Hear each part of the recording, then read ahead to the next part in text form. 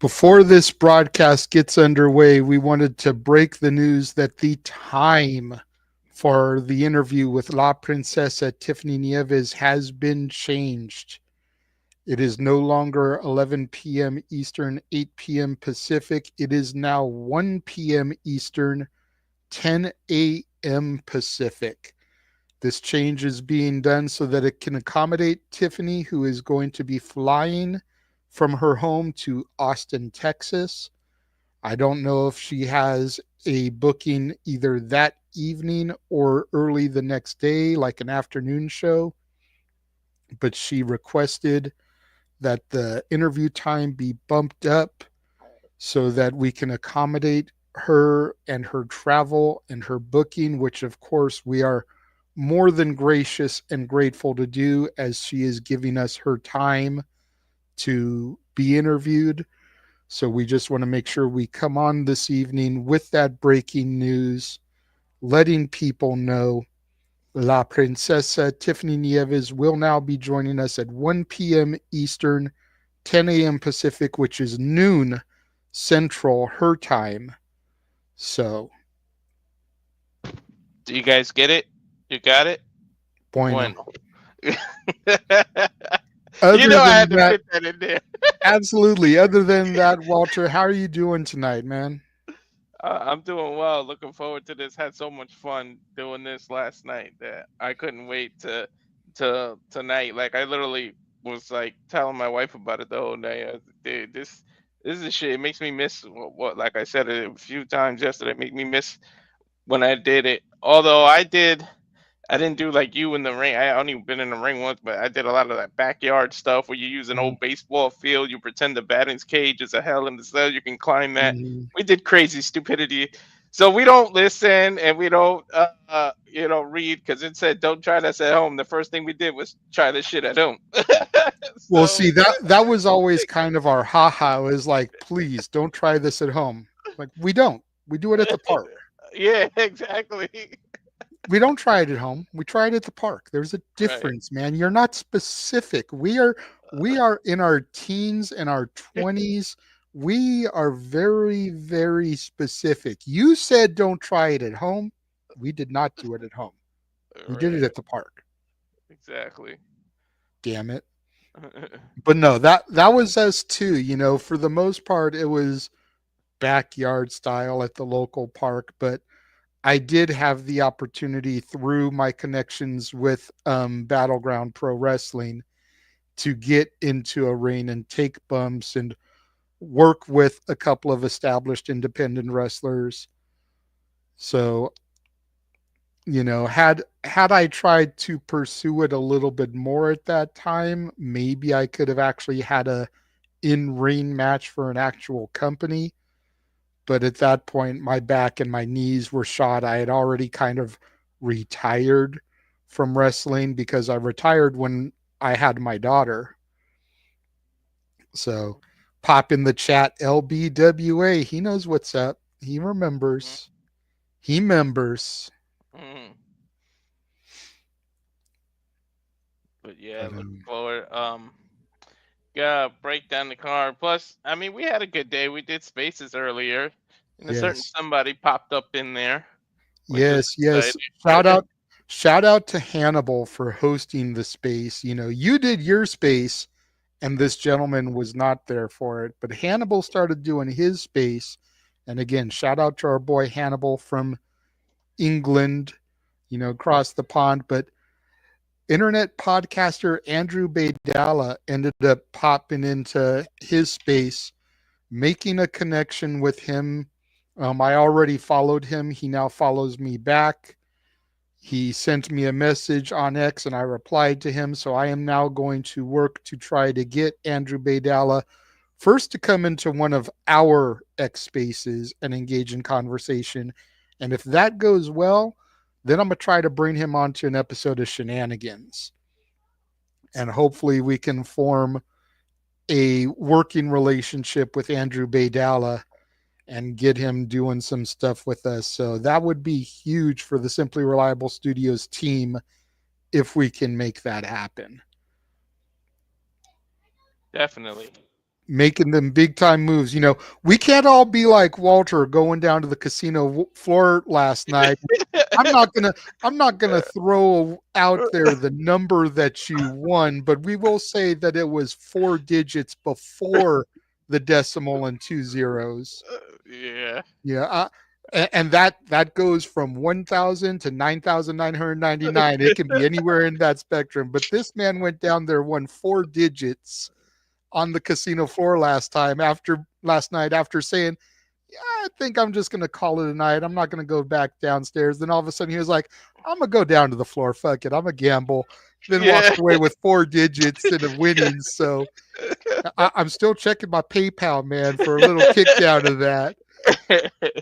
Like I Yeah. said last night to you on the phone when you called me, I'm half serious, half kidding, but I mean, hey, if I can get a little kick down, then I can get me a vehicle, and doing shit when you get out to California is going to be a lot easier for me. Trust Uh, it. Just look at it as a business investment, man. You got your business, you investing in me getting a vehicle, transportation. It's a business investment, man. Help a mm-hmm. guy out, but Right. The first person that had their hand out was the damn IRS. I can tell you well, that yeah, I much. mean Yeah. they have to. You have to pay Uncle Sam before you can kick down to anybody.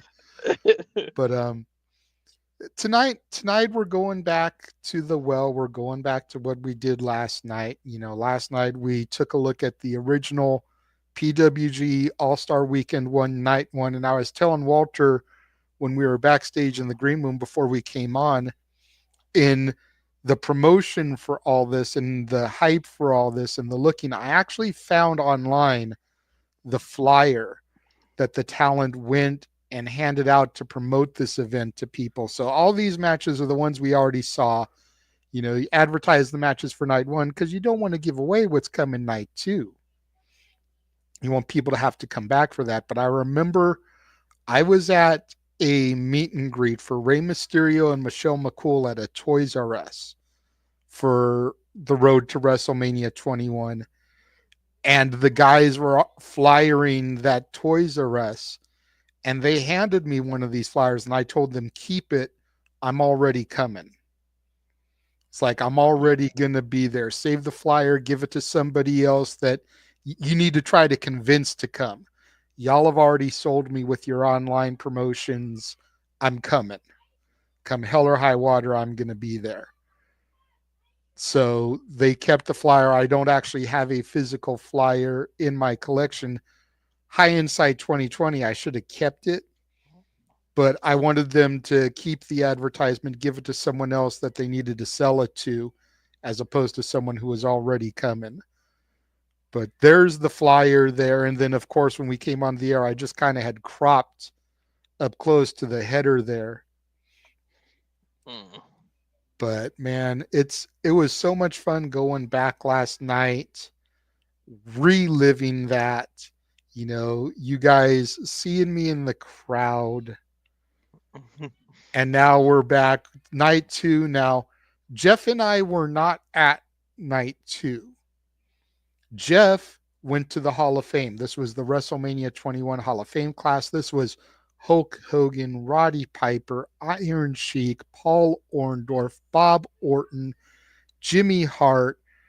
I think Nikolai Volkov. This was the WrestleMania 1 class of the Hall of Fame that went in at WrestleMania 21.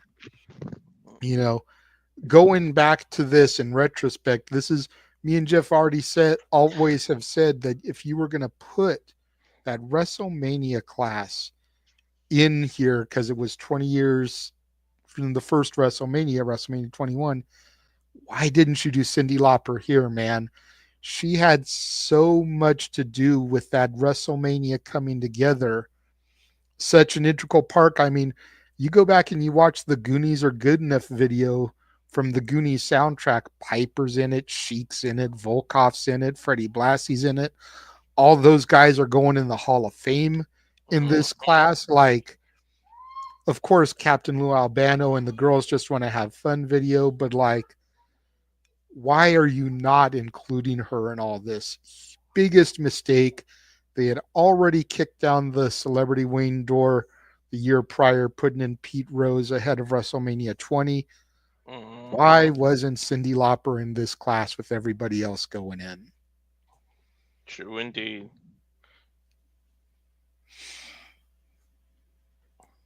Big, big mistake. Yeah, I agree. Big mistake. Yeah. How is she still? And that was WrestleMania 21. We're at 41, and she still ain't in it. Right? All the other celebrities that have gone in, some very much deserving, some not so much. Not going to get into things on the political spectrum. You know, Donald Trump's a Hall of Famer, Drew Carey's a Hall of Famer, Lawrence Taylor's a Hall of Famer, William Refrigerator Perry's a Hall of Famer, Mr. T has gone in, but yet and still Cyndi Lauper's not in there. Hell, Andy Kaufman went in there. Andy Kaufman's another one that deserved it long before he finally got his flowers and just due.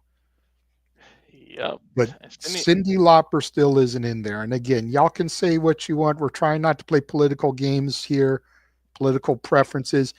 Whatever you want to say about Donald Trump as a politician and a president, he was integral to some of those early WrestleManias. And personally, I feel deserves his WWE Hall of Fame spot for what he did WrestleMania 4, WrestleMania 5, Trump Plaza hosting it, WrestleMania 23, Battle of the Billionaires, which led to Vince McMahon getting shaved bald, and all that stuff within the realm of wrestling deserves that honor. Personal life, that's a whole other debate I'm not getting into. But we're not here to discuss that. no, but Sydney was she was a big part of WrestleMania 1, and I feel like if it Mhm. wasn't for her And influence, the it would war to not even settle have the ever. score Yeah. and the brawl to end it all. The whole Hmm. rock and wrestling connection would not have existed without Cyndi Lauper, the rock in the rock and wrestling connection. Exactly. That's period point blank there. Hmm. Because of the rock and wrestling connection, you got the Hulk Hogan rock and wrestling cartoon. Right. You Damn. had the thing on MTV. You had Hulk Hogan and Mr. T on Saturday Night Live the night before the Hmm. inaugural WrestleMania. All of that spawned out of the rock and wrestling connection, which she was very much a spearhead of. Hmm. But again, we're not here to discuss that. We're here to discuss PWG All Star Weekend 1, Night 2. And let's go ahead. Let's start running down the matches. Hopefully, you loaded them in the order they were in the chat, because again, that's the match order. I think I did. Pretty Let's sure I did. let's go ahead and start running these down. So we got Ricky Reyes versus Puma versus Davey Richards versus Ronin in a four-way elimination match. Now, Ricky Reyes and Puma were part of a tag team match, and then I believe Ronin and Davey Richards were part of a tag team match last night as well. Two different Hmm. matches. And now all four men are being thrown into this match as individuals in an elimination style. Ricky Reyes, member of the Havana Pitbulls. Puma, now known as TJ Perkins, TJP, does work with New Japan. Davey Richards went on to become one half of the American Wolves with Eddie Edwards, TNA Tag Team Champions, Impact Tag Team Champions, whatever, now retired. And Ronin is one of those whatever happened to. Never really made it on the big stage like some of the other guys did. But this should be a really good, hard hitting, because of the style of Davey Richards and Ronin, high flying because of the style of Ricky Reyes and Puma. Very, very should be an interesting matchup. Yeah, that's a way you start a card too. Started hot, man. Get the fans invested early. Oh yeah. Then this one, you get Disco Machine, who we did see last night, Yes, and Disco and Excalibur Excalibur. versus Hook, Bomberry, and Top Gun Talwar. All we saw Hook too, right? We saw all four of these men last Yeah. night. Yeah. Hook Bomberry and Top Gun Talwar, like I said last night, would go on to form a tag team called Gunning for Hookers. Yes, that was the name of their team. Don't at me. Don't talk about how I'm being not politically correct. It's 2005 independent wrestling. The team was called Gunning for Hookers. Disco Machine and Excalibur, along with Super Dragon, formed the S.B.S. I don't remember what that stood for. Excalibur, now, of course, the voice of AEW, All Elite Wrestling. And Disco Machine's another one of those guys that just kind of whatever happened to. Same with Hook and Top Gun. They all just kind of quietly exited the business. If I remember correctly, Disco's day job was in IT tech, kind of like what Noah does now. Mm. I don't know if he's still involved in the field or not. Top Gun, I still see occasionally on social media showing up to and supporting independent wrestling, going to local shows. It would be kind of cool to reconnect with Top Gun Talwar and maybe try to get him onto an episode of Shenanigans, kind of like a Where Are They Now segment, like what are you up to these days? Hook Bomberry, no clue. Didn't know a whole lot about him then. Didn't really follow him on socials to know where he is now in life. No disrespect intended to Hook. Yeah. I don't know. I didn't know who he was either until yesterday. But then we got this banger of a one-on-one. Oh yeah, man. Petey Williams and Joey Ryan. And again, say what you will about Joey Ryan. Definitely a polarizing figure these days, but I think you and James gained a new level of respect for him looking what he did in professional wrestling before the dick gimmick. Yep. You could kind of see why I gravitated towards Joey and why I became a huge fan of Joey's with what you saw with him teaming with Scott Lost and Chris Bosch last night and going against the Canadian destroyer Petey Williams. You know you're going to get a little bit more of that and a little bit less of the gimmicky Joey Ryan that y'all knew of before he became the polarizing individual that he became. The originator of the Destroyer, Petey. You got me with that. I didn't get to see that in person, and then later it comes out. I'm like, I knew Mhm. he. I James meant said, in a match setting, you know, yeah, you it's different when you see it executed as part of the match as opposed to a part of a segment, you know, a post definitely. match lead in to something else, you know. You Hmm. when you're a fan of something and someone, you want to see the big move as part of the match. And that was my first time seeing PD live up close in person in a match, and he lost and he didn't get to do the destroyer. So that was kind of disappointing. Yeah, completely understandable. You know, it would have been like seeing AJ Styles live, which I did. We saw that last night against Joe, and not getting to see him hit the Styles clash. Hmm. You know, you're a little bit disappointed because it's somebody you like, somebody you're invested in, and you want to see the big move, and then you don't get it. Like seeing Stone Cold and he doesn't stun somebody. Like, what the hell? Thank you. Thank you. You get it, you know. Yeah.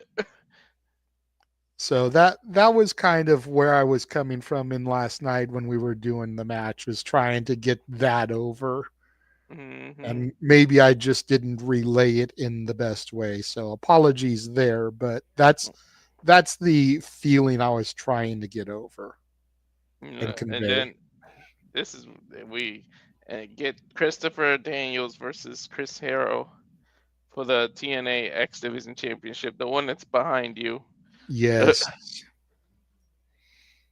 We saw that match kind of get set up later on in the evening yesterday. Chris Hero again, we talked about it kind of briefly last night. The guy that was supposed to be in Roman Reigns' spot in the Shield, the Mm-hmm. guy that was supposed to be the third man along with Seth Rollins and Dean Ambrose. And he kind of got that taken away from him because WWE wanted to push Roman Reigns. Now, hindsight being 2020, looking back retroactively, right decision. Look at what Roman has done. Look at where he carried us through the pandemic era. Look at what he did with the bloodline. Whew. Chris Hero, Cassius Ono would not have had that long term lasting effect. Once Nope. the Shield was done, he probably would have been future endeavored. If we're being completely honest, I don't think he would have had the same longevity, staying powered that Ambrose and Seth did. And we definitely wouldn't have had that moment where all three Shield members were champion in the same night. Definitely. And Steph turning on them wouldn't have had that impact either.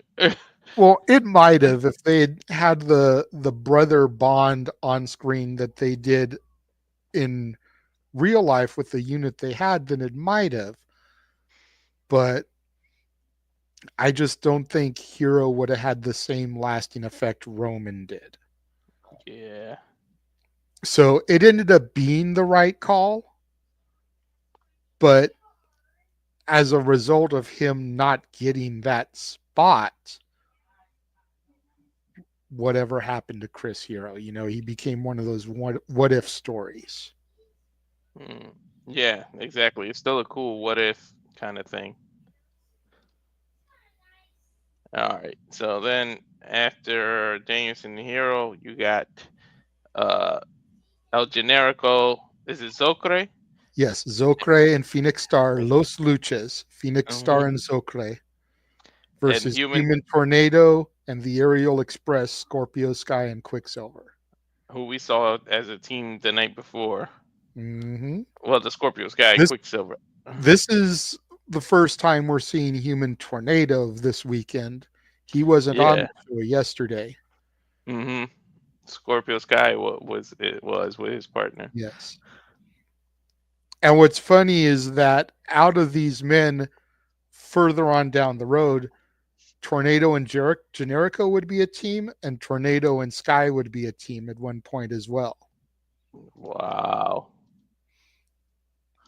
And But then Generico will go on to start his own orphanage in Mexico, I guess. that's right. That's right. But Human Tornado, if you're not familiar with him, I don't know if you are or not, was actually in Nacho Libre. He Yeah. played the character El Snowflake. Oh, okay, yeah. And it's kind of funny because after the movie came out, they did a gimmick where Tornado got concussed. He got laid out, head injury, went to the back, and later on in the match came out dressed up like El Snowflake. Yeah. Finished the match, and then the next month they booked El Snowflake for a match and then kind of ran the gimmick back where El Snowflake took a head injury, went to the back, Human Tornado returned and finished the match. All as a way to kind of get a little bit more promotion there for Nacho Libre and work the El Snowflake gimmick into the PWG shit. Hey, it worked. That was a freaking funny ass movie. It was. Maybe we can get Nacho Libre versus El Grande Americano Right? and El Generico. Do a whole triple threat. You know? Just not at WrestleMania. Enough triple threats have been booked. Hey, you know what? Let's just have one more. Fuck it. Right? We'll just call it the concessions match. Nacho Libre and the Starbucks drink, El Grande Americano. Mm-hmm. Shit. With Cappuccino Jones as the referee. There you go, damn it. There you go. Make El Grande Americano and Cappuccino Jones a tag team. Right? Wow. That'd be hilarious. Oh my The god. Barista Bombers. Uh-huh.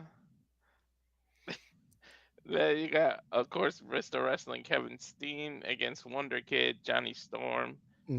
And again, shout out to Johnny Storm who posted these shows on his YouTube channel. That's how we're able to watch these and do the retro watch along. Go down to the description here on all of our channels, and you can find the link to the video so that you can watch along with us as we do this. Again, Wonder Kid Johnny Storm's kind of one of those, to my knowledge, he only ever came over for these shows and then was like never seen again.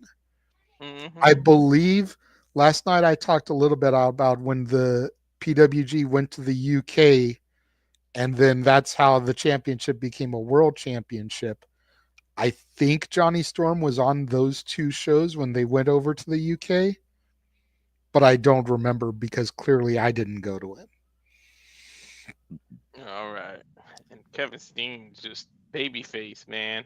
Uh, Right? Like no scruff, leaner, not near as heavy set as he is today, doesn't have the dad bod going on.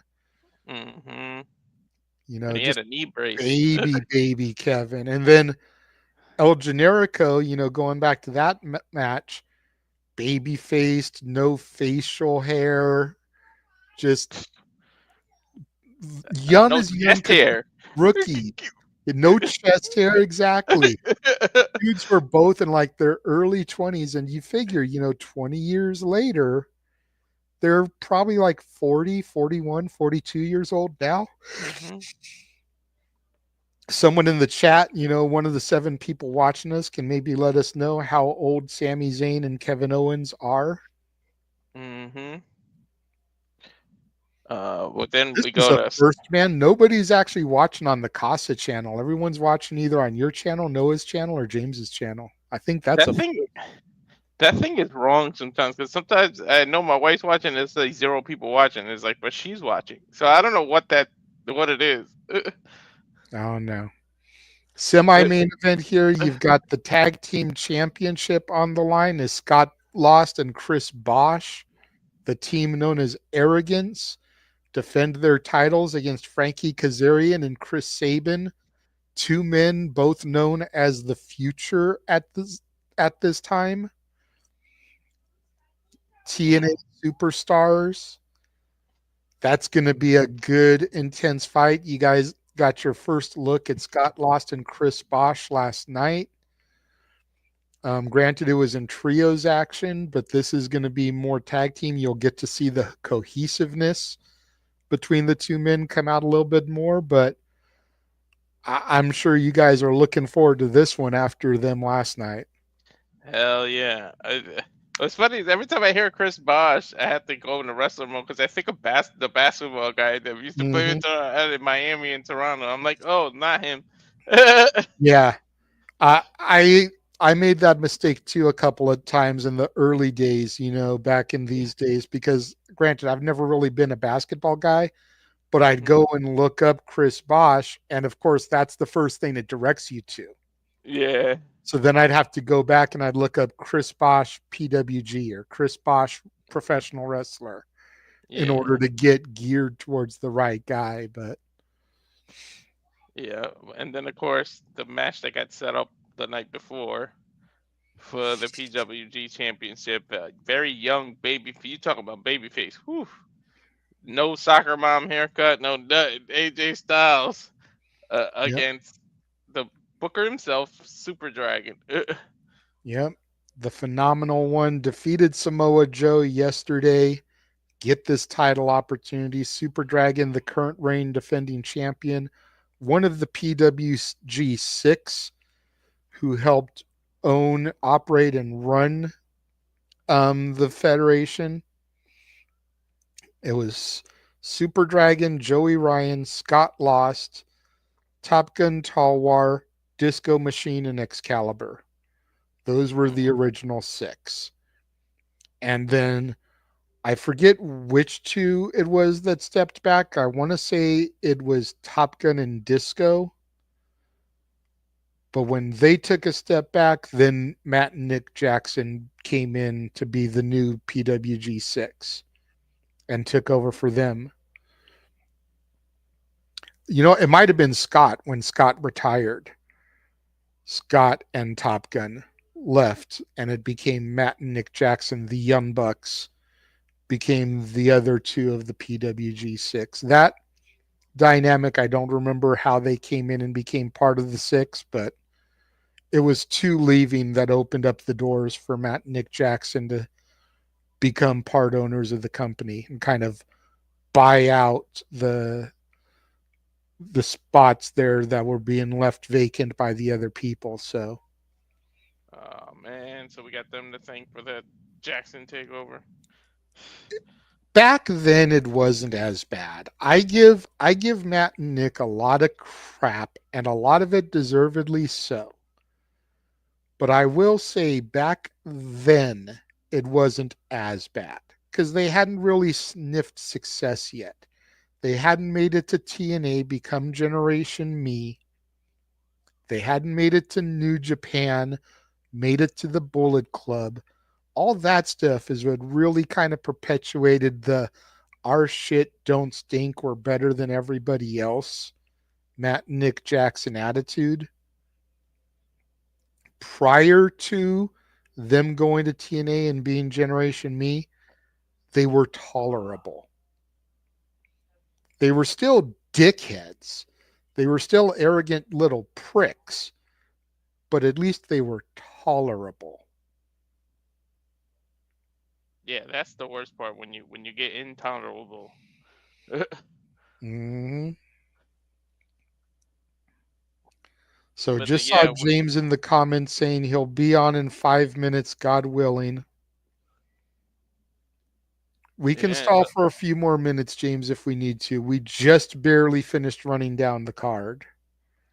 Yeah, I figure we let people know what we got coming, run the Tiffany trailer, and then hopefully he's not by back then by he'll both be of those. here. Yeah, exactly.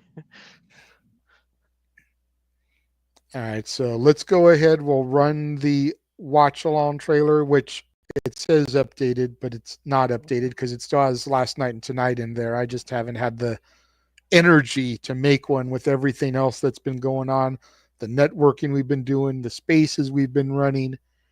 But I'll have a new one ready to go for Saturday, I believe, is our MLW watch along. So I have a new one ready for that, but we'll run that. Then, like you said, we'll run the Tiffany Nieves promo again, talk again about the time change and everything, and then we will be right back. And now for a taste of things to come.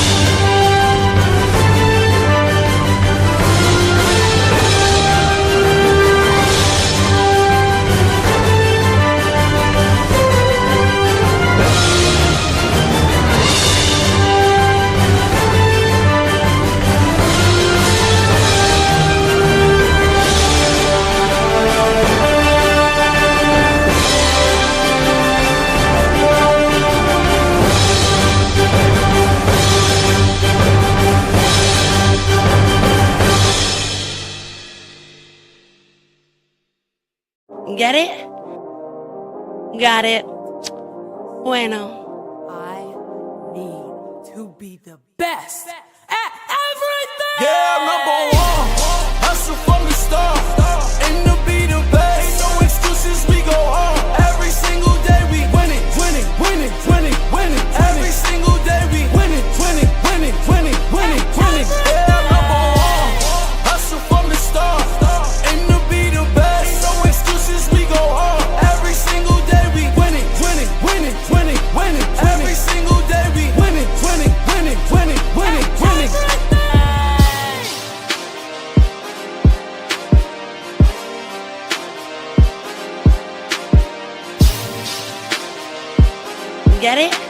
Got it.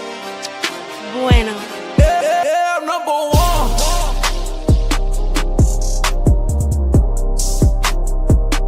Yeah, I'm number one.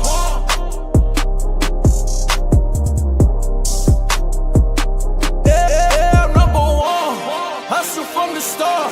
Aim to be the best. No excuses, we go hard. Every single day we winning, winning, winning, winning, winning. Get it? Every single day we winning, winning, Got it. winning, winning, winning, winning. Bueno.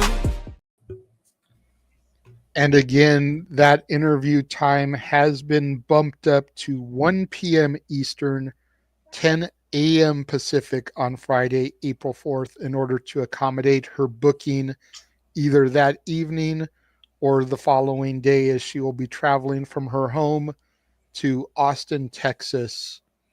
So we have still been graciously granted the time with her, but we need to bump the interview time up in order to accommodate her busy schedule. And welcome James Hebert into the room. Oh my gosh. What is up, sir? Oh, I'm good. Stressed. I wonder why. Always got something going on. Something! Fuck. I was hoping I'd at least get a laugh and a smile out of you with the stress that you were just dealing with. Algo.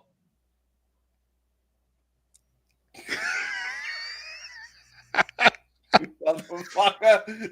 I come in after dealing with some stressful shit, and the first thing I have to hear is something in false English and fucking Espanol. But we love you. No, you don't. James is pouting now. Man. So we ran down the card already. We talked about the time change. All right, cool. We're pretty much ready to go, good sir. Are you ready is the question. I have the card ready to go, and because I could not preview the card, I am really going in blind this time, except for the 2 matches we knew from the last show. So that'll be fun. All right. There we go. Everybody has the video queued up. Yes, sir. All right. We're going to hit play in 3, 2, 1, play. And again, thank you to Johnny Storm for uploading these. So we have them kicking things off.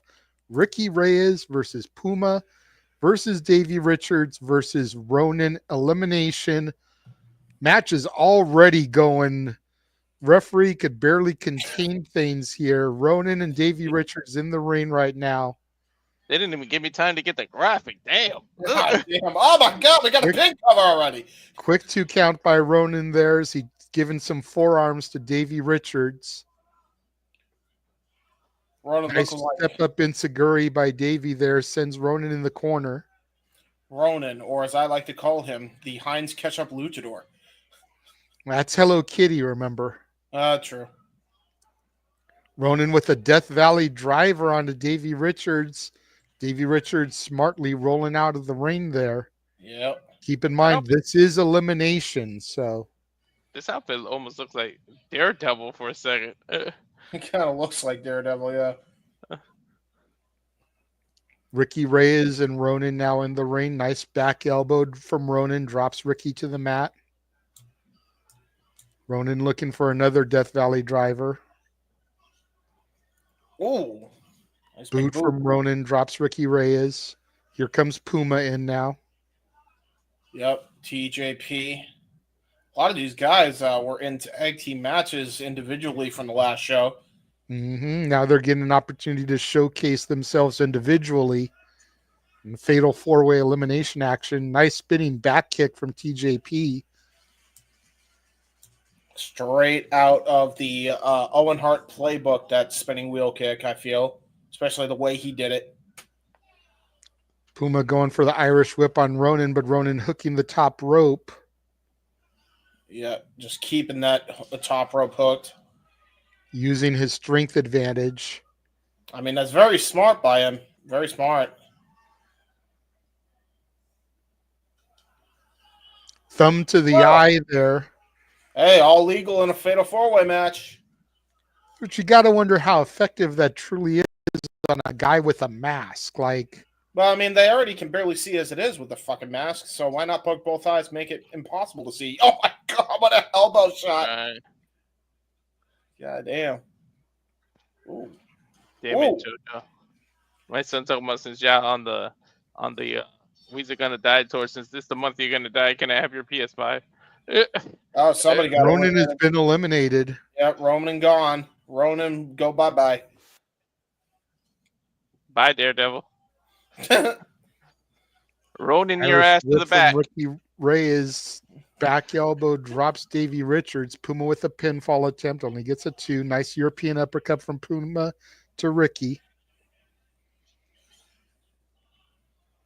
Did we see this referee last night? He looked different. Yeah, it's Rick Knox. Yeah, it's Rick Knox. That is Rick Knox? Oh, Yeah.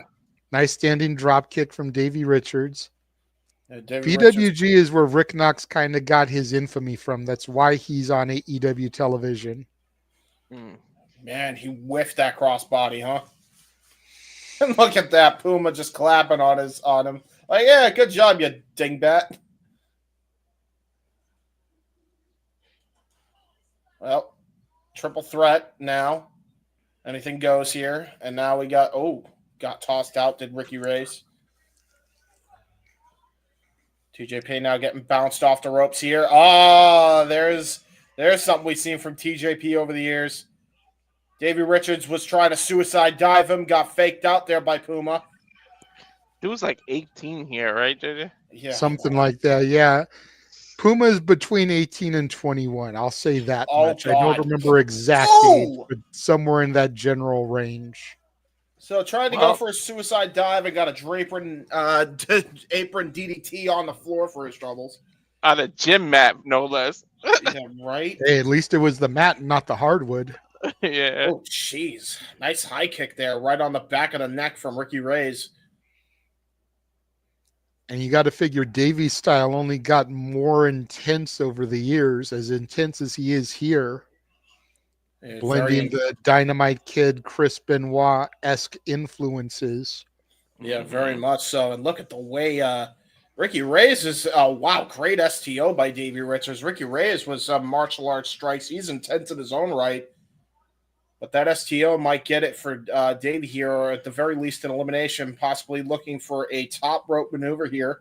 Looks like he's going to go for that diving headbutt that we saw yesterday. Shades of the oh no, shooting star. Yeah, that was a brutal shooting star, and man, did he come crashing down hard. Puma taking advantage of that again.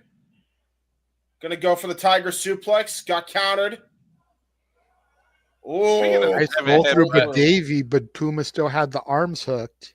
What's going on, Matt? Speaking of the diamond headbutt, I noticed that American Dragon didn't use it yesterday. Was he not using it at this point?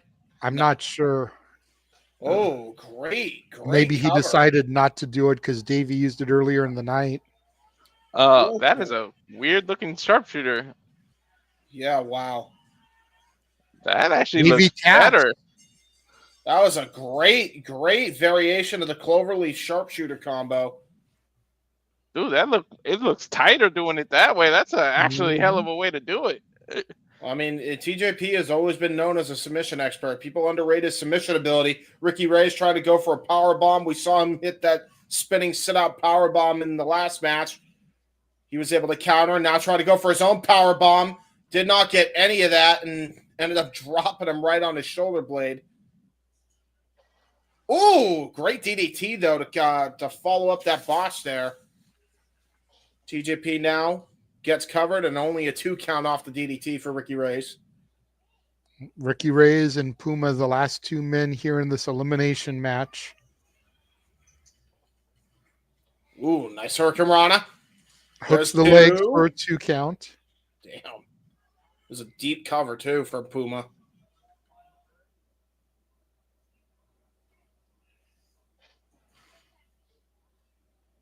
Now just hits him with a front slam.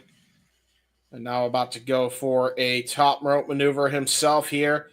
Puma was very quick to make fun of his opposition from going to the top rope. Will it work out for him? Whoa. Ooh. Stopped himself. think he saw Reyes moving and was able to change mid-move. Well, it don't matter because he just got sit out power bombed. Holy shit! The fact that Puma was able to kick out of that. Lucky his neck is 18 years old because that would have took him out. Yeah, no shit. Yikes.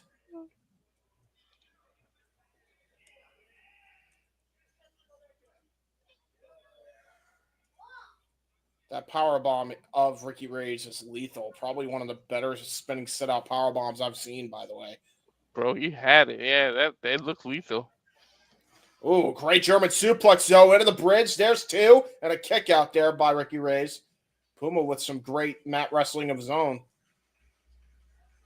Puma getting a little frustrated. He has to calm down. That's what would cause you to. Yeah, no shit. Oh, wow. Brilliant neck breaker. An intense neck breaker by Ricky Reyes. Follows that up. Brain Buster! Lateral press. And there's the 3 count for Ricky Reyes. Is that what he used? He uses the brainbuster? Yeah, he did. Now going right on a into the regular next basis. match. Gunning for Hookers versus the S.B.S. Disco Machine and Excalibur versus Top Gun Talwar and Hook Bomberry. Just gonna do the same thing. Leave it and swipe right. Just wow. Johnny in again, the ring announcer. Rest in peace again to Johnny in. Very influential in the SoCal scene. Ring announcer owned Mach 1 Wrestling for a while.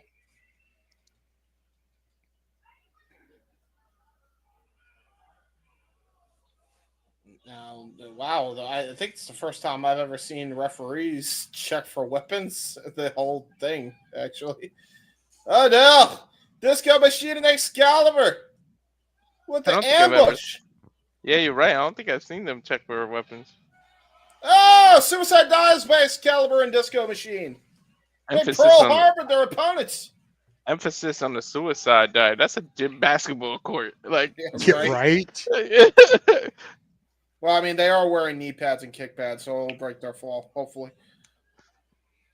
That doesn't do anything if you hit a steel chair, though. Yeah, right? that's true.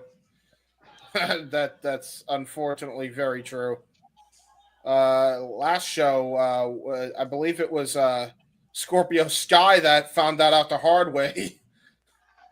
Mm-hmm. Hook Oh. Bomberry and Disco Machine in the ring right now.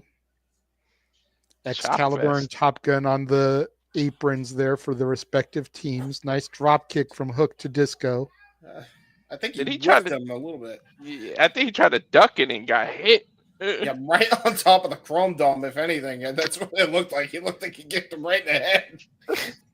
Concussion City. Yep. Oh, there's another Beautiful drop kick. There from Disco. Yeah, Disco looking for his receipt. Tags in Excalibur, the voice of AEW. I ain't talking about. Tags in Top Gun Talwar. I think they're done giving each other receipts, and I ain't talking about the CVS pharmacy. Anyway, here we go. Hook, Bomberry, and Excalibur. Is that Bomberry? No, that's Top Gun. Top Gun. Oh yeah, we saw Top Gun. Mm-hmm. The cocaine addict who likes Top Gun. Yes. Something like that. Yeah. Uh-oh. Excalibur biting the fingy. Speaking of Top Gun, rest in peace, Val Kilmer. Like, it was sad to hear that. Nice elbow strikes there by Excalibur. Trying to go for a back elbow. Got countered by Top Gun Towler. Schoolboy got kicked out there. Mahi straw cradle. Ooh, great transition into the Fujiwara armbar, though.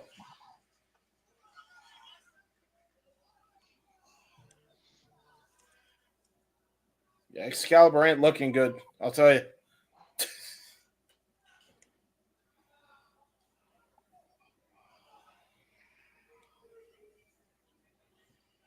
Oof. And now we're back and tagging into Hook Bomberry.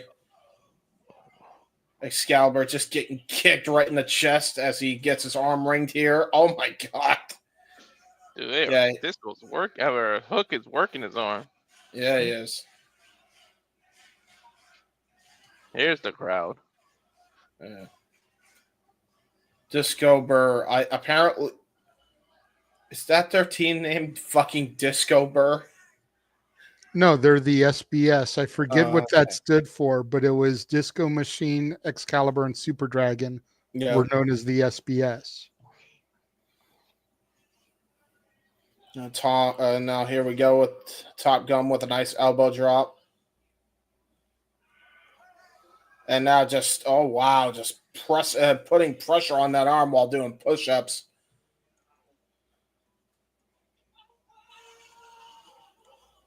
Nice clothesline, follow through into the Irish whip. Tag back into Hook Bomberry as Top Gun tags out. Excalibur just getting worked over here in the corner.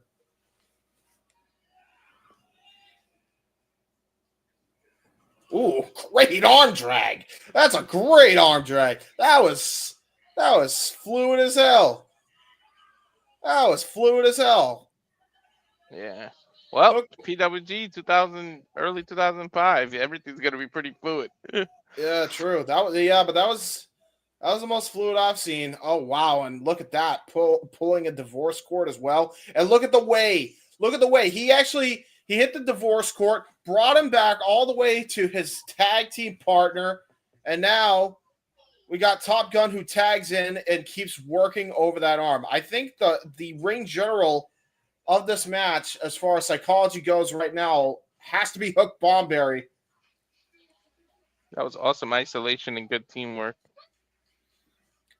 Finally, though, Excalibur getting himself some separation. Finally tags in the Disco Machine. Top Gun gets clotheslined by Disco.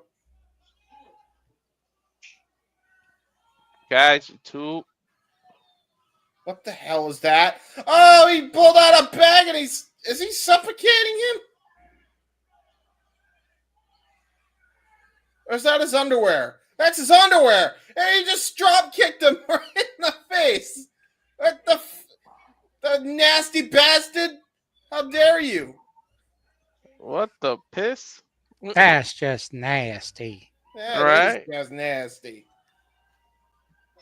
Drop Oh! toe hold from Top Gun sends Disco into the bottom turnbuckle pad there. That's another move I have not seen attempted in. That's the first time I've ever seen something like that done.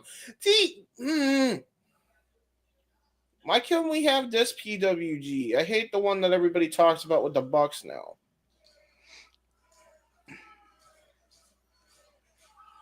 Well, See, like this I shit- was saying to Walter, before the Bucks left PWG and became Generation Me and TNA, at least they were tolerable. Once that era of the Bucks occurred with Generation Me and the New Japan and the Bullet Club and everything, that's where they became intolerable. I'd argue that they became intolerable after they had their match with Roderick Strong and Daniel Bryan, but I digress. Tag back into Tom Lawler. Now they're isolating Disco Machine, the tag team synergy. The problem is it's very one-sided. For some reason, there's a bag over their arm. I don't know why there's a freaking paper bag over their arm, but that's a thing. Added Impact, man. It's a weapon. It's not a weapon. Oh, It's a comedy match, James. Is it? Oh, Look at the guys that are in the why? ring. Hook Their team Bomberry- name is Gunning for Hookers. Hook Bomberry is actually a good Did wrestler. you ask if it was a comedy match with a guy dancing named Disco? It's kind of obvious. Come dude. on, man. It's not that much. Listen, I've seen fucking Disco Inferno have serious matches. I don't know. You didn't get the memo, apparently. Hey, but Ready to Rumble doesn't count. Right? I ain't talking about Ready to Rumble. I'm talking about WCW by itself. See, look I at just the remember that technician. DDP's first challenger after taking the title from Jimmy Keane was Disco Inferno, so I figured that was a serious match. Otherwise, I can't tell you a serious Disco Inferno match. Mm-hmm. the fact that he was even in the Wolfpack is fucking beyond Right? me. Top Gun And Impact- Talwar in here now with Disco Machine. Try to make sure we call the right disco here now after talking about Disco Inferno for so much. Right. Disco Fever, apparently. Yeah. Dude, he showed up at the benefit. What the That is weird. But I was fine with it. There must have been a reason. Oh my god. Well, yeah, okay. Now I see in the comedy aspect of it. Okay. Oh, that was a good knee. Nice rising knee strike there from Excalibur. There you go. Scoop slam onto Top Gun. Knee drop down. Going to the ropes here. Off the middle rope. Nice drop knee there. Going in for the pinfall. I like the double drop of the knees. Very good. And again, Excalibur's another one I feel gets a really bad rep. Ooh. As a performer, I won't say he was top tier, but he was a solid upper mid-carder. Very good brain buster, too, by Excalibur for a 2 count, by the way. And a solid tag team wrestler as well. Yep. You know, he knows his shit. That's why he was the commentary guy on the DVDs. That's why he was able to get his commentary role in AEW. Mm-hmm. He knows his shit. And he's very underrated as a performer. I definitely prefer his performance over his commentary, but that's just personal. Yeah, I'm not a fan of his commentary, but that also was before Tony ruined everything. Nice choke slam. Oh, it's south of heaven almost that Damian Priest uses. I would take him more seriously if he wasn't all gimmicked out as an announcer. Like Exactly.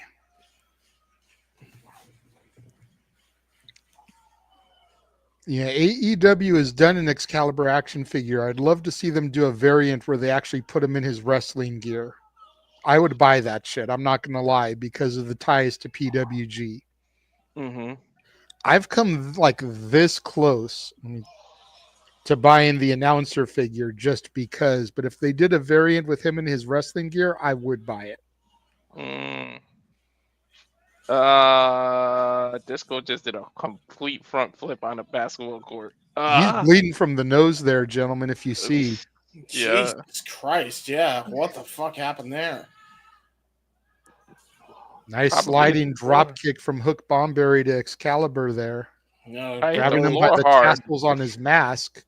Michinoku driver. Jesus Christ. Is there like a Almost gets the dent? 3 count and now into a cross arm bar there. Yeah, Hook Is there like Bomberry. Hook Bomberry's the star of this match, by the way. Is there like a dent in the ring, or that's just a camera angle? Camera angle probably. Uh, I can't imagine they wouldn't fix a dent if a dent occurred from the night before. yeah. They would have gone to Home Depot, grabbed some spackle or something to fix that. Yeah. Dwayne, he's dealing with family stuff, my friend. Yes. Let Noah handle his business, as he says, priorities over passions.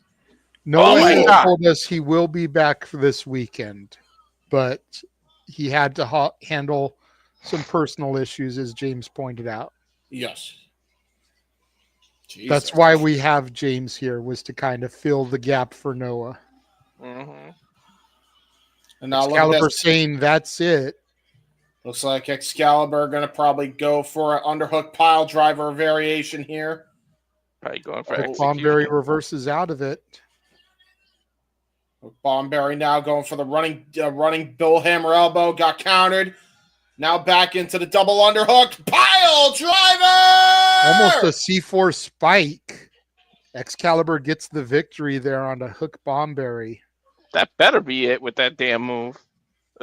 Great move. And there we go. Petey Williams, Joey Ryan. Oh my God, no. I have I to was call ready. it Joey Ryan's singles match. No.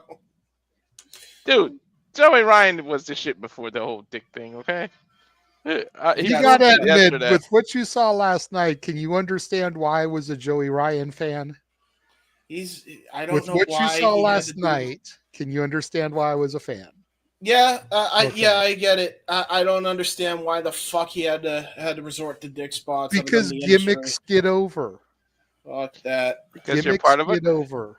you're part of a company. They say this is what you got. This is what we got for you. And if you want to be employed, you got to do what they ask.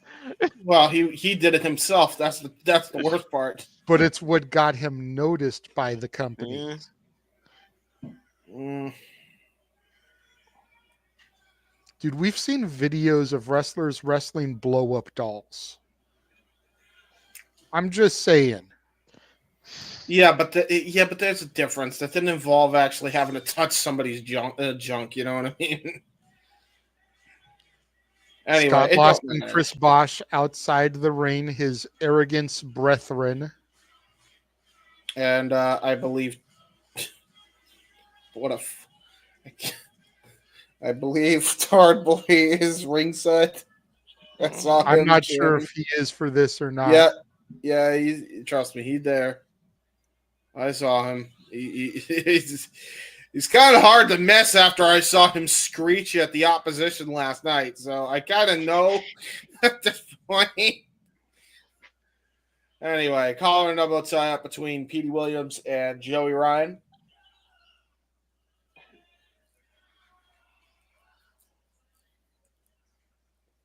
Keeping that headlock tight in.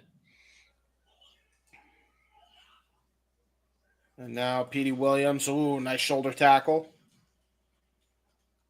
Joey Ryan. Nice leapfrog over Petey Williams. Nice chop, though, to counteract Joey Ryan by Petey. Now just forearm shivers. Keeping that headlock applied. Trying to stun Joey Ryan here.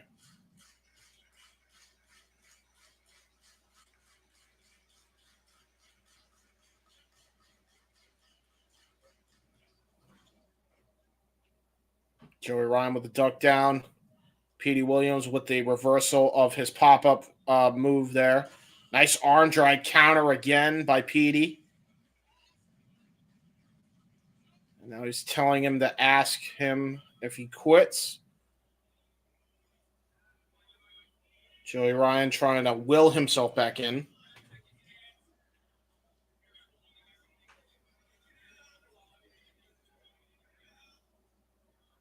You hear the jaw jacking there from Joey Ryan's crew there. I forget their name. Forgive me, but Scott Lost and Chris Bosch. no, I know their individual names. I'm just trying to remember their Arrogance. team name. Arrogance. Gotcha. Just think the model Rick Martel. Gotcha. Mm-hmm. Ooh, Nice cross body. Wow. And now there's Chris Bosch getting punched off on the ringside. Actually, I think that was Scott Lost in the Scott blue Lost. shirt. Chris Bosch is in the orange there Well, Chris with Bosch. the sunglasses. Chris Bosch, Scott Lost, both got taken off the apron, but it didn't matter because Joey Ryan was able to hit that German. Mm-hmm. Why are they saying that? Oh, they're getting kicked out? Okay. Yep, they're getting ejected by the referee. Oh my goodness! There's The referee- SoCal Val. Hey, Charles. How you doing? Thanks for joining the spaces earlier. There you go. What's up, Charles? SoCal Val, the authority figure here in PWG. Before she became the interviewer on TNA. Looked like a stunner then as she does now. Yes, sir. Nothing has changed much. She looks just as good now as she did then. The only thing that's changed is a little bit of surgery to keep her looking that way. That's fair. Mm-hmm. Hey, listen, I ain't mad at it. Whatever Back gets the then, job she done. was like 18, 19 years old. Was she Damn. fucking really? I feel bad looking at her now. Oh my god! First of all, Dude, maybe I feel bad 20. looking at Second her. off, Maybe that 20. don't look good on me. That's what I'm Maybe saying. 20, because I remember Jeff Okay. talking about how he bought her a drink not knowing that she was under 21. No fucking shit, really? Yeah. Well, she's always And she that was was after always Turning Point '04, I think. So another this thing is that only a hasn't few changed. months after that. Another thing that hasn't changed about SoCal Val. She still drinks like that. Mm-hmm. Yeah, at least it's legal now. Right. True. Unbelievable. Dude, do you guys remember? I know we should be calling this bad, but now I'm kind of intrigued on this and about SoCal. Do you guys remember the fucking thing with her and Jeremy Borash where they're both fucking pissed drunk doing a fucking post show for TNA? No, but I remember her and Jay Lethal being the Miss Elizabeth to his Macho Lethal. Oh, dude. Black Well, Machismo. everybody remembers that, but if you want a really goddamn good laugh, Joey Ryan only gets a 1 on that pinfall attempt. Go ahead. yeah, if you really want a good laugh, watch that shit. It's Jeremy Borash and SoCal Val. Just look up Jeremy Borash and SoCal Val pissed drunk at TNA post show. Something should come up because I remember this vividly. Like SoCal was worse off than JB. JB was trying to maintain everything together. It was the funniest shit ever. Half the crowd chanting Joey, half the crowd chanting Petey there. Joey seems to be working on Petey's arm. Yeah, he did a body slam and folded his arm behind his back, and then he pulled it Again, against the rope. remember at this point, Joey's nickname was the Technical Wizard. So dissecting a body part, very much a part of his gimmick. Mm-hmm. Very nice. Trying to keep that arm wringer in there. Oh, wow. That was smart to turn that into a sleeper. He just couldn't hold it strong. Joey Ryan was a very good technical wrestler. That's the saddest bit about this. Like, he should have actually been looked at more favorably just for his technical wrestling ability and not the fact that, oh, you need a gimmick, pal. I would hope so that he's a technical if that was his damn nickname. Yeah, exactly.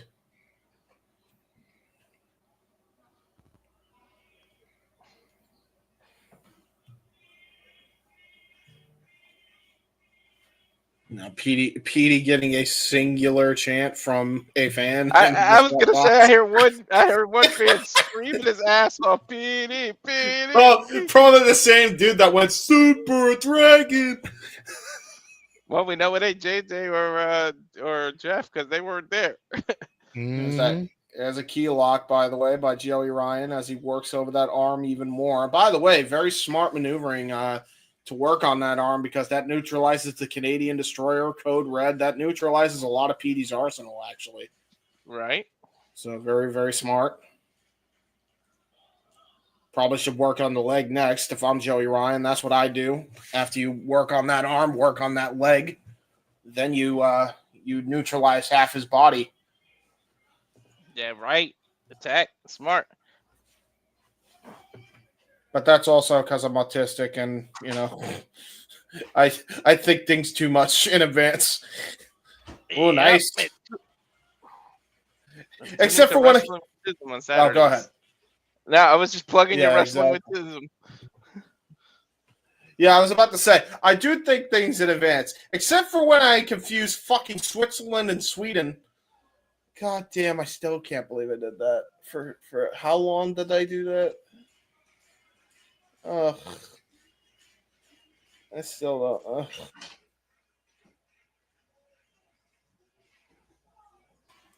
don't. Hi, I went out. My connection shit itself for a second. Hello. Yeah, we can hear you. I got to be careful. I can hear you. We hear you, James, or at least I do. Do you? Yeah, we can hear you, James. That was strange. Like my whole thing just glitched on StreamYard. Oh wow! I put my hand down and got bit by a dog. Shoot. Ugh. Nice cover and a 2 count. Yeah. I was just saying, I do think things over too much, except for when I talk about Sweden and Switzerland. Apparently, I get those mixed up. Big today on the spaces. Yep. Follow me on the spaces right here. Nobody wanted to correct you. Finally, somebody did. No, it wasn't nobody. It was Advocate who corrected me. No, I'm saying nobody. You're. Not literally nobody, but nobody in general corrected you. Yeah. James. Petey Williams looks like he's starting to get frustrated here. Yeah, he hit a very nice twisting neck breaker, to be fair. Going in the corner. Looks like he's going to start calling for it. Looks like he's starting to rope Joey in, looking for that destroyer. Yeah, good luck on that one. Kick to the midsection. Yeah, Reversed by Joey. Nice STO there. Now looks like he's going for a crippler crossface, but Petey rolls through. Could have been a Fujiwara armbar. Both guys are countering each other here. Oh, there's the Fujiwara armbar right there. To that arm that he's been targeting the whole time.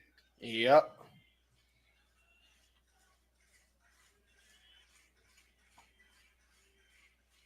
No worries, Charles. No worries. Petey able to get to the rope using his foot. There you go. Good ring awareness. Yeah, again, like Joey has really shown how good of a technical wrestler he is in this match, by the way. I'm saying, yeah, you got to put respect on him, man. We know what becomes later, but right now we're focusing on 2005 in this show, so we don't need to worry about what the future came. What the future has in store. This is what made me a Joey Ryan fan. Yes. I gravitated towards him as soon as I saw him. By my second or third PWG show, I was buying his T-shirt. Nice. When he won the PWG title for the first time, which was later this year, that I was like the first person to get a picture with him as champion. Ooh! Did you see that whole freaking exchange? Mm-hmm. That was Petey stepping into the sharpshooter here. Canadian sharpshooter. Mm-mm. Wait. It's from Canada. Never mind. That's why I said that, because it's from Canada.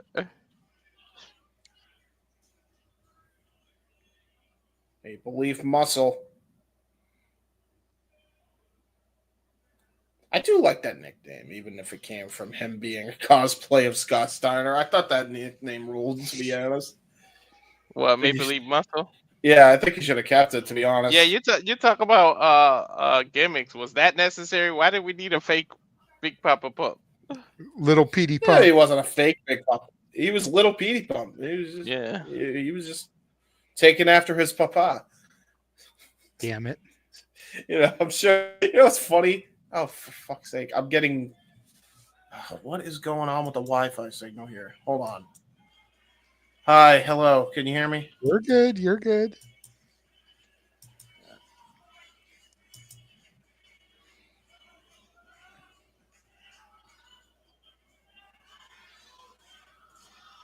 Dude, come on. Are you... All right, I had to switch Wi-Fis. Canadian Destroyer. Petey hits the Destroyer. Is. Yay. Hooks the leg, gets the 3 count on Joey Ryan. Very good. Very good. I don't even know what I was saying now because I got cut off by fucking Wi-Fi trouble.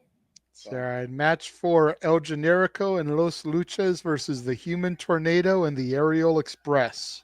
I love this case. What? Hey, man, they might want a DNA test because that looked like that might be Riz's father. Yeah, true.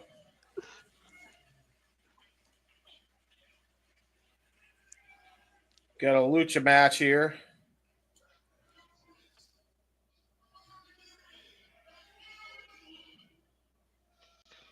Dino Winwood, the manager of AXP Ariel Express.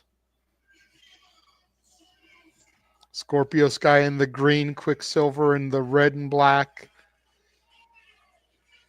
Human Tornado wearing pants that look like they were made from my grandmama's couch. I was Right? about to say. I do remember Human Tornado. I do remember him. He's going to be a part of the GCW Clusterfuck Forever that starts at like 11 p.m. Pacific after night one of WrestleMania. Really? Yeah. Oh yeah.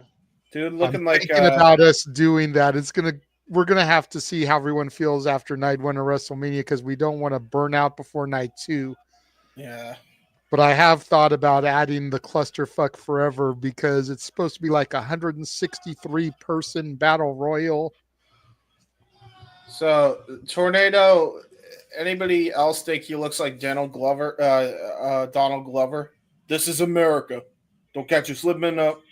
Don't catch you Mhm. slipping up. Look what I'm whipping up. You should He come look out like to that. That's probably Cappuccino Jones' father. Look, he's sporting a drink already. He kind of looks like him. Tornado and Generico going to start things off. These two men would go on to become a tag team, no joke, called Two Skinny Black Guys. What the hell? Dude, what are you so excited Give about? me a close up of James of that facial expression there. Yes, two skinny black guys. Human Tornado and El Generico. Different time, James. Different time. It was acceptable. Oh, It was funny, is what it was. I gotta Look at Look at Generico with the hip action there. No chest hair, no body hair. What the? This is before Go all that. Generico, get busy. Puppy! Olay! Olay, puppy. We gotta show the puppy for views. Hey, puppy. Hello. Who's a good puppy? We can Too see you. excited. Hi, puppy. Look at him. Oh my lord. What's his name? Comment. Comet? Aw. That's a great name for a dog. I love that. Hi, Comet. You're our resident dog now. Isn't that the full host dog's name? Yes. It might be. Comet. Yeah, there you go. All right, here we go. Back to the Leapfrog action. over Tornado. Drop down by Generico. Another leapfrog. Drop down. Another leapfrog from Generico. Another drop down. Tornado getting a little bit tired. All that bouncing off the ropes there. Even Generico's like, hold up. Let me catch my breath. I think they both need a sip of that energy drink he was showing. Step to the foot of Tornado there, and now a side headlock by El Generico. There's the comedy. Oh, good arm drag, though. Still holding on to the arm. Nice control there by Generico. This Tornado match might have backing him into his own corner. Tag to Phoenix Star, I believe. That might have been why he Tornado got with the tag to Quiksilver. That might have been why he retired and started that orphanage. You see how running on the ropes got him tired and stuff? He was like, I can't take this anymore. So he starts an orphanage where he's got to run around a bunch of kids. I was about to say, what is he doing? Running the ropes while the kids watch him? Like, what are you talking about? Like, he's doing cardio? He's like, if you do cardio like me, we can run the orphanage together. What the fuck you mean? So that's why he retired from wrestling, and he was like, "Fuck it, I'll run an orphanage." Oh, so instead of running the ropes, he's tired of running the orphanage. Yeah. Okay. Yeah. No. Ooh, that was almost like a reverse Olympic slam. Yeah, very, very quick, snappy slam. It was almost like an arm drag turned into a body slam. Mm-hmm. Very nice. Ooh, great dodge of that kick. Oh! There's the 1-2 by Scorpio Sky and Quiksilver. I like that one. Dude, he literally was quick. He came out of nowhere with that kick. Double kick.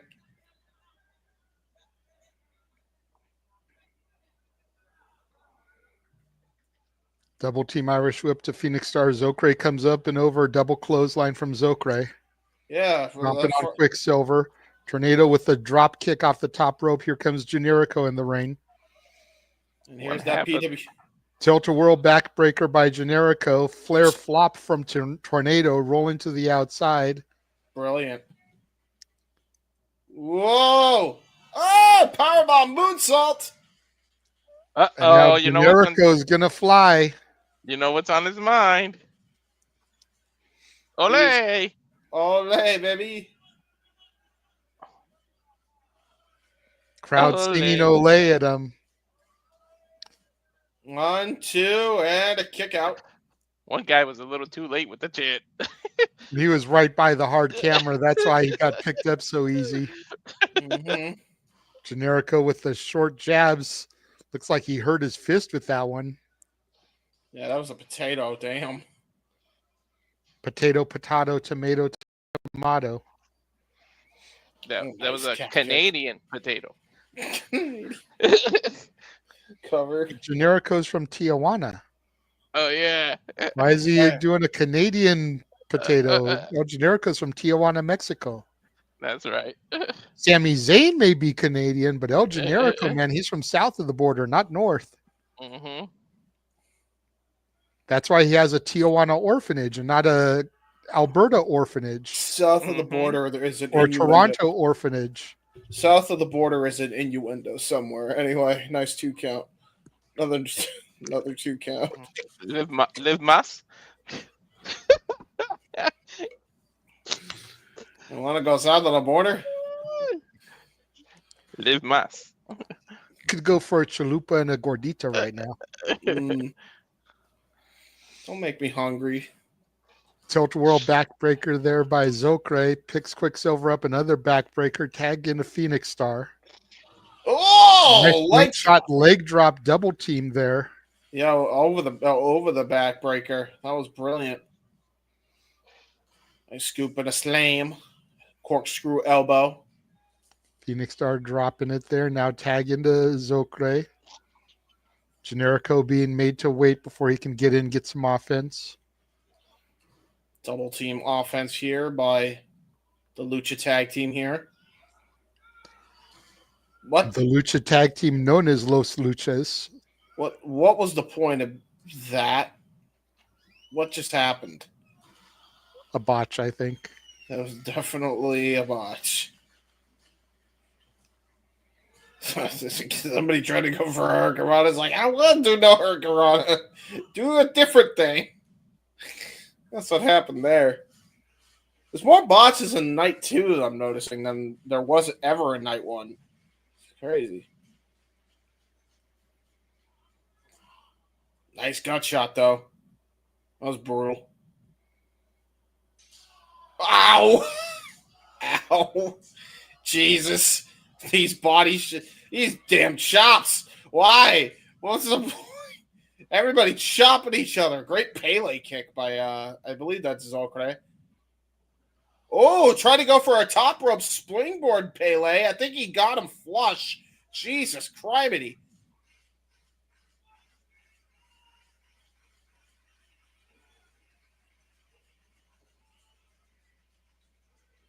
Who the fuck would try a springboard Pele kick? That's how you can cuss yourself.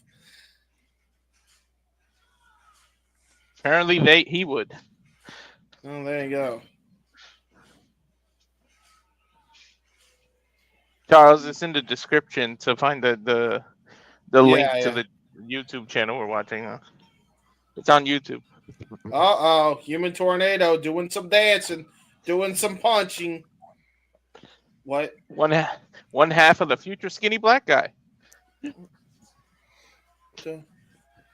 The fuck Once is this that? match is over and it goes to the title screen for the next match, let's pause again so we can do a quick commercial break / bathroom break and everything. Yeah. Okay. Oh What my the God! Did you what see the the way he landed? What was that? Zokre trying to help Generico up on the outside. Generico looks like he's been rocked. Quicksilver with the pin on Phoenix Star He there. just got punched by somebody. Am I missing something Leapfrog. here? No, the fan was reaching out and pretending like he was gonna pull him up. They were doing like a gag, like he was trying to help him up. He didn't punch him. No. Human Tornado is the one that punched Sammy, and then he Shawn Michaels sold it. Scorpio Sky goes for the pinfall on Phoenix Star. 2 count only.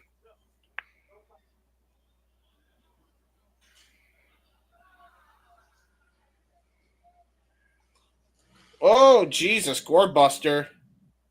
Leg Wing drop. chop and Quicksilver. Dropping a dime.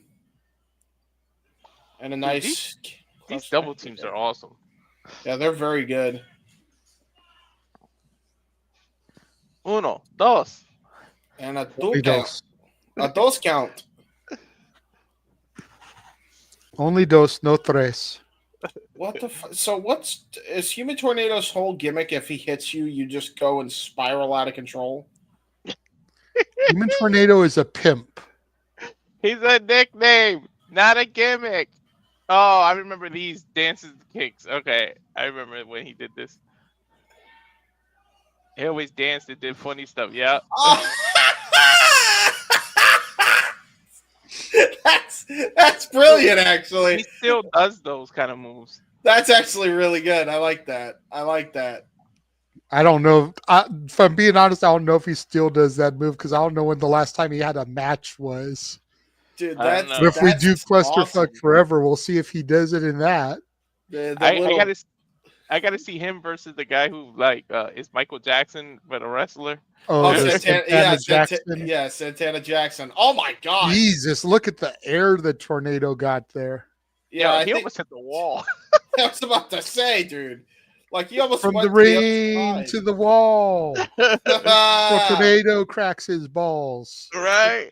Tornado cracks his balls. Down these skis where crawl. Down skis. Down skis. Sorry. There's no match to break your fall. Double blockbuster by what's his name? Zokre. Okay. Hi, Zokre. Uh-oh. Zokre. Whoa. Oh, he got countered into the flatliner leg drop thingy. I don't know what you call it. Last possible second to break up the pin attempt there, saving his partner. It was the Flamemaster front face drop thingy. Whatever. A generic breakup. Generic. I like it. Quiksilver and Scorpio Sky now in control. Sami Zayn. Though. That's not going to be good. Hello, kick. The Quiksilver. Or excuse me, the Scorpio. And we about to hit another one. Oh, no. Oh, octopus stretch by Quiksilver. Scorpio Sky with a missile drop kick, taking out his other tag team partner. Wait, what? How did he stand up from that? Wait, what? Generico's still in the octopus. I'm so confuzzled. Got countered. Snapdragon. Yeah, well, half Nelson suplex. Half and half suplex. And he went flipping and flying again. Flipping and the flying. He almost landed that on his neck, to be honest. That was last second rotation on that.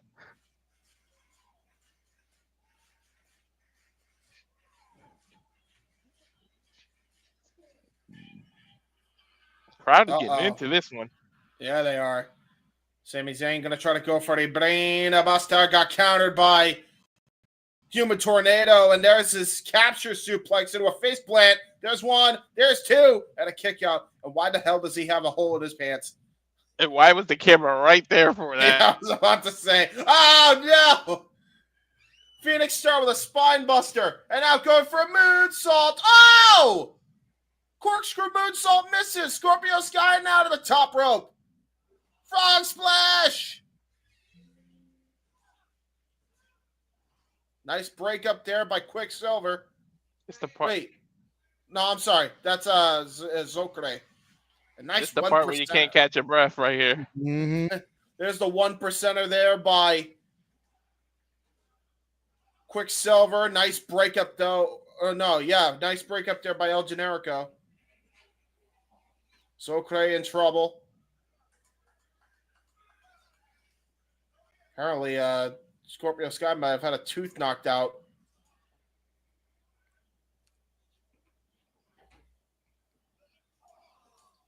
Oh, Jesus.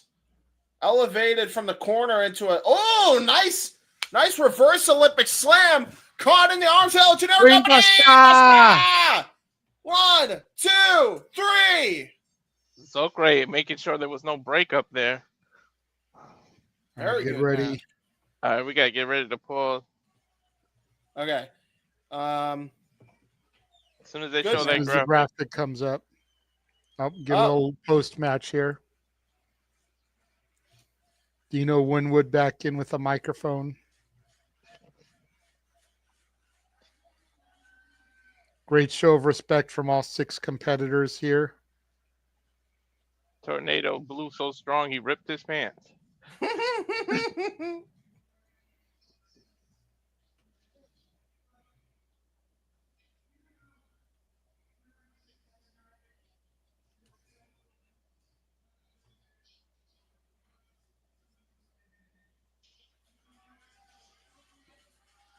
This guy's the Rizzler 20 years before the Rizzler.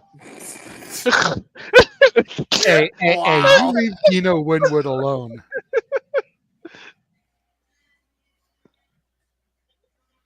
Balloons! They're balloons! Happy birthday? Whose birthday? Is it Sky's birthday? Think so, Apparently. yeah. Oh. Shit. So today's Yep. his birthday then. Yeah, Yep, happy birthday. to Scorpio Sky. Yeah, happy birthday, brother. Cumpleaños feliz. Well, They you're actually have 42 now. They have the luchadors talk. That's great. He told him I'm 22, not 32. So that means he's 42 now. The entire sweatbox singing happy birthday to Scorpio Sky. Happy That's awesome. birthday, dear Scorpio. Happy birthday to you. And many That's more. kind of awesome. I'm not going to lie. And pause. There we go. 53-54. Yay! I paused it right on time. Okay, 53, 54. All right, Walter. Running added. Added? Yes. Subtracted. And now for a taste of things to come.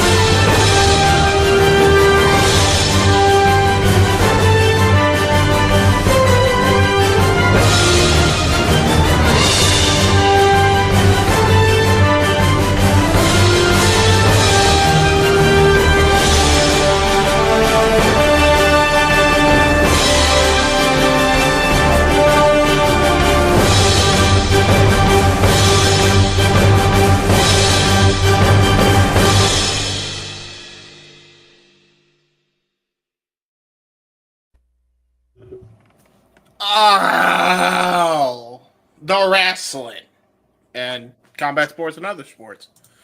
You know what makes me sad while we wait for JJ? There's JJ. That we don't have no boxing. I was looking forward to that boxing event. We had no boxing. It made me sad. I was looking forward. Yes. Damn sickness. Wow. All righty. We ready to go? I am ready to continue if you guys are. I think Walter has a child he's dealing with. Yeah, one moment. Don't let him. Don't move that. He'll eat that. Well, they're having dog troubles. Yeah. All right. Unpause whenever you're ready. You count it down. All right. Right. In 3, 2, 1, play. as we get ready for the Fallen Angel Christopher Daniels defending the X Division Championship against Chris Hero.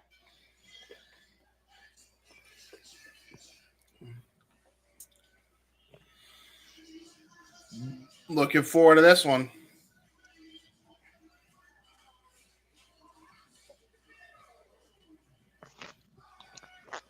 I gotta tell you, Chris Hero never won for fashion. I'll be honest.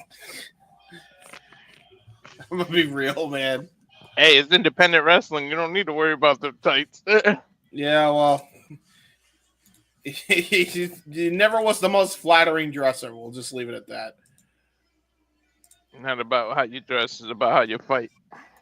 That's true. No, but it also explains why he may not have had a lot of success in major companies. If you're not willing to invest in legitimate attire, I mean, just look at the difference in presentation here between Christopher Daniels and Chris Hero. And Chris Hero was on early TNA pay-per-views. I'm just saying, man. Like I said yesterday, there was actually a TNA trading card of Chris Hero, I believe, in that outfit. But who was more successful? The one who looked like a professional wrestler. I get it. When he was in NXT the second time around and he was rocking that damn basketball vest, damn tight shorts combo when he was like heavy set, that was the worst I've ever seen anybody look. If all Hero had to do was just get regular ass shorts, Kevin Owens style. That's all he would have had to do, and he would have gone to the moon. I'm telling you. I was gonna say he could have made it work, but Kevin Owens did. No, he could have done it too. Who gives a shit? Like, you could have two of the same people dressed the same way. It's not gonna like kill them. But yeah, I mean, there is a Raw and SmackDown for a reason. If you actually, treat the brand split properly. Yeah. That's like talking about Hero. There's 50 guys with the same name now. That used to not happen. Yeah. Now, to be fair, I do believe that Hero was diagnosed with a condition as to why he couldn't really lose weight, and it is very much a legitimate medical water weight problem. So I did not know that by the time I was calling out the attire he was wearing, and everybody was like, well, now you feel like shit for fat shaming. I'm not fat shaming. I'm just saying he didn't have flattering attire. He can be fat. I don't give a shit the fact that he's fat. Kevin Owens is a big guy, but goddamn, flattering attire goes a long way. That's all I'm saying. Hammerlock by Christopher Daniels onto Chris Hero. It shows Hero confidence. tries to drop down, but Daniels transitions into a side headlock there on the mat, maintaining control. Very good side headlock. What'd you say it maintained, Walter?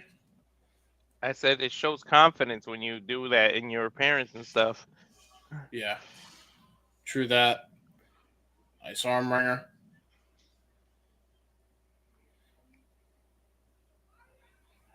I do like the logo on his pants, by the way, on Chris Hero's pants. It's pretty good. Mm-hmm. Because it's like Chris Hero, but it has that cartoon bang. That's pretty good. Mm-hmm. Nice head scissors here, just choking a life or trying to of Chris Hero as Daniels. It's a battle of the. I like the way Daniels hooked the arm there. Yeah, I did too. Bro, this is 20 years ago. Daniels has not aged. He still looks good. Yeah. Mm-hmm. The fact that he just retired this year is so insane to me.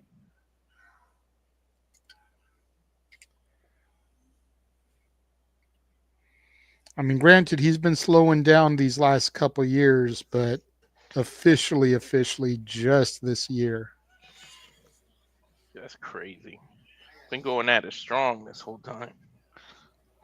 To think this is for the X Division title, by the way, holy shit. Mm-hmm. Old school NWA style title, too. The one right Shia. Yep. Right behind him. Now look at that. Great arm wringer by Chris Hero now, trying to get back in control. Great technical clinic here between these two.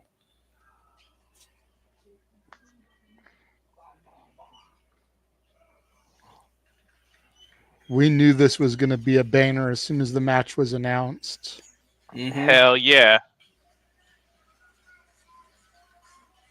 Especially, even if you didn't know what Hero could deliver, you know what Christopher Daniels could. And after seeing Hero last night, you just knew this was going to be instant gold.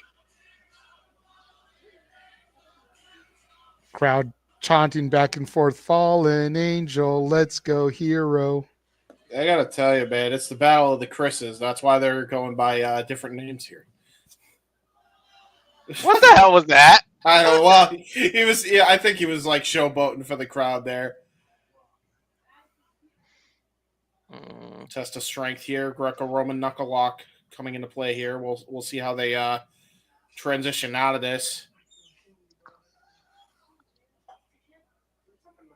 These two that know how to technically reverse any type of hold here.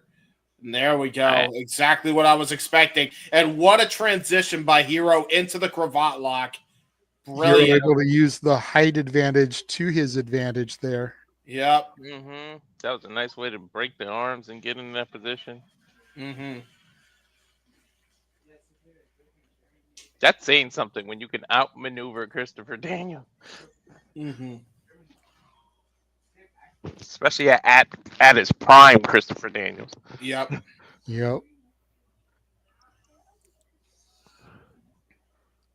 If I remember correctly, I believe the following month, the one we're talking about maybe doing, the Jason Takes PWG, Claudio Castagnoli made his debut in PWG.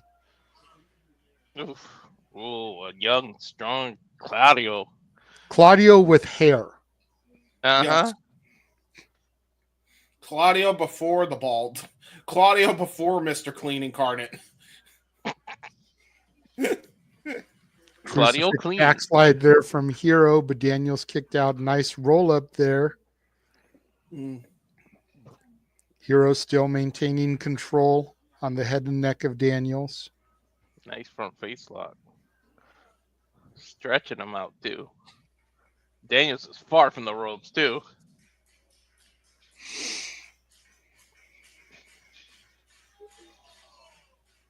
You talk about ring presence and intelligence. Chris Hero put himself in between the ropes so Christopher Daniels can't go forward towards it.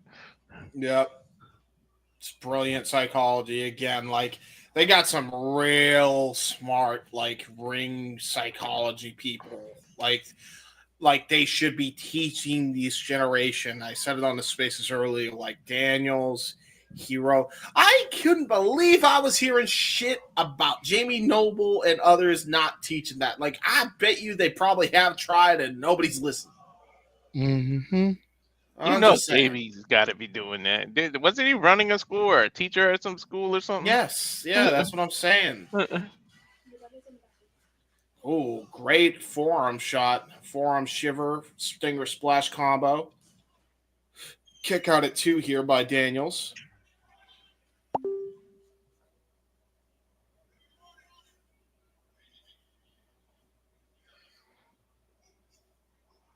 Oh, wow. Both guys are really countering each other here.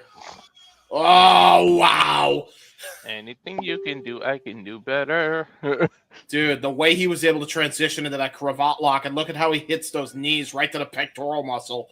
Brilliant by Chris Hero. Oh, great counter of the running charge there right into that kneecap.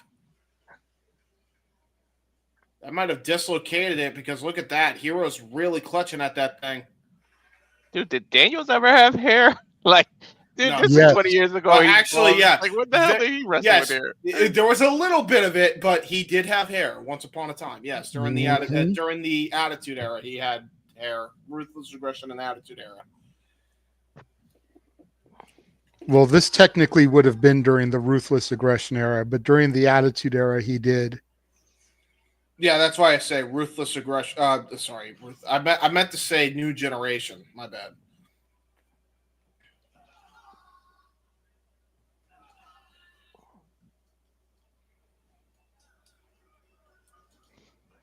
Oh, wow. Ooh, shoulder breaker over onto that knee. Look at that, man. Daniel's a freaking shark now. Smells the blood.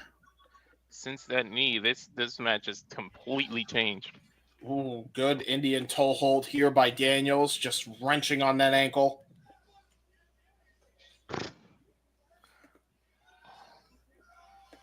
And when's the last time I've called an Indian toe hold? You beat me. Wow, that was a great dodge and roll through escape though by Chris Hero to get into that corner. That was brilliant.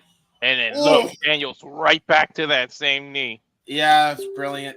But it is smart by Hero to be there. That was very much boxer instinct almost in a wrestling match, because that's what you want to do. You want to get to the ropes so that way you can stop the onslaught of barrage of punches. In this case, he's trying to stop the barrage on the knee, but that did not work out to Hero's favor.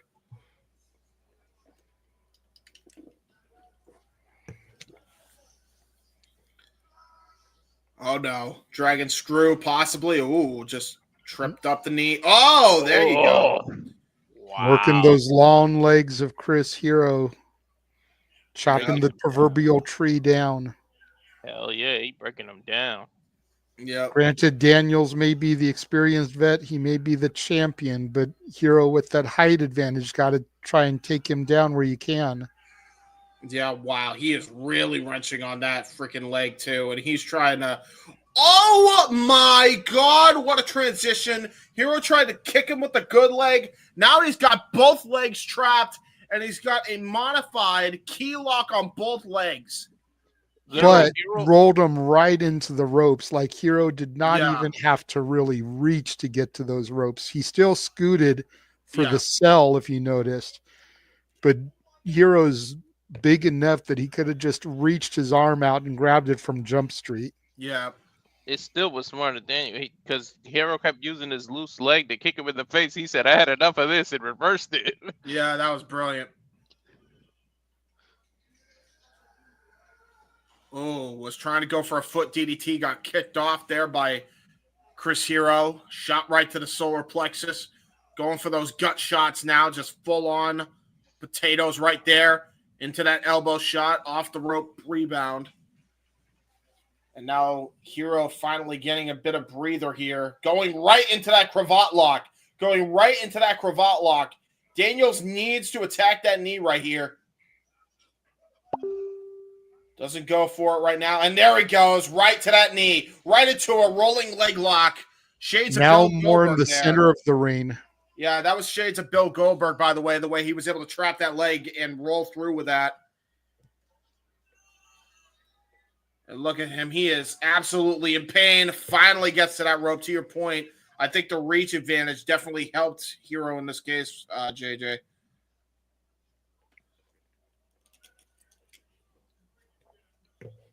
He's just going to clutch that bottom rope, try to gain some breather here. And now look at this. He's trying to go for the little Antonio Inoki business here. He was trying to kick him. Shades of him versus Muhammad Ali, but to no avail because Daniels knew immediately how to stuff that out. Just a vicious attack on this leg, man. Absolute vicious attack on this leg.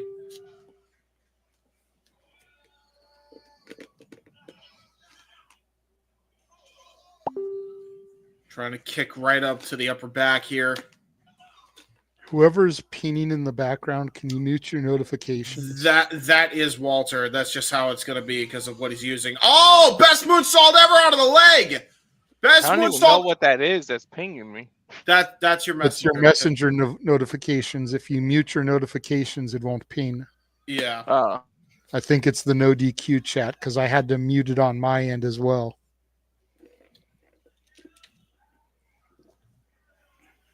That is phenomenal, by the way. The way he was able to hit that best moonsault ever, and then you'll notice he immediately went back to a leg lock, punched that kneecap, and now he's right again targeting that leg. Hammer and anvil elbows right to that kneecap. And now look at that. Jesus Christ, what a discus punch. Shades of DDP. Now. I muted it. Shades of DDP, and now Chris Hero finally catching himself a breather.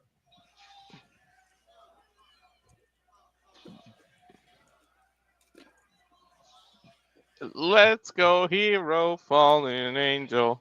Let's go, hero. Crowd divided 50-50. Well, again, Chris Hero is the indie sensation. Christopher Daniels is the vet working in a major company. By the way, notice what Hero was doing here. Notice he has knee pads under his pants. He's actually using that knee pad over his pants to try and add some support onto the knee that's been worked over. Again, small little things, psychology like that is brilliant. Did you notice on his dropkick he used a single leg instead of using both legs so that he doesn't land on the other one? Ooh. Great Saito suplex there by Chris Hero.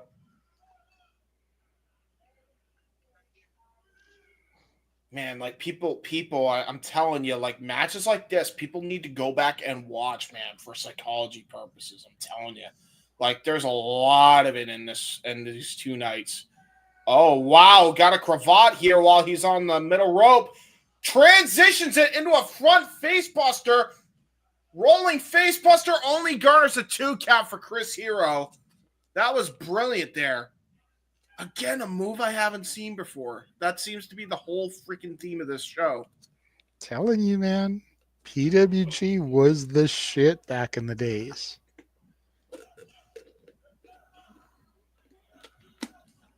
Now, again, targeting that kneecap, and especially now that he exposed it, goes for a cover, gets a 2 count off of the Insugiri to Daniels. This is what really helped intensify my love of professional wrestling, not sports entertainment. Mm-hmm. Man, not for nothing, man, but a lot of these guys were going around the 2000s. Could you have imagined them in the Ruthless Aggression era cruiserweight division? Mm-hmm. Nice roll through into a schoolboy. Transitions it into a hook of the leg pin. Transitions that into a Mahistral cradle reversal. Daniels and Hero training pin covers like it's going out of style now. Just catch can style going up here. Both men trying for backslides. Oh, Jesus. Trying to go for the last rights. Got countered. Chris Hero gets counted again. Goes for a knee bar. Right out of it into an Indian toe hold. Jesus Christ, the technical ability by both guys. Mm-hmm. I thought they were gonna like both try and like an unprettier maneuver. The way they were like jockeying for that position. Look at that though. Look at that. That was brilliant. The way Hero was able to get out of that knee bar. The Indian toe hold getting countered by the cravat lock, and that was able to separate Daniels off of Chris Hero's leg. This is professional wrestling. Damn it. Yeah.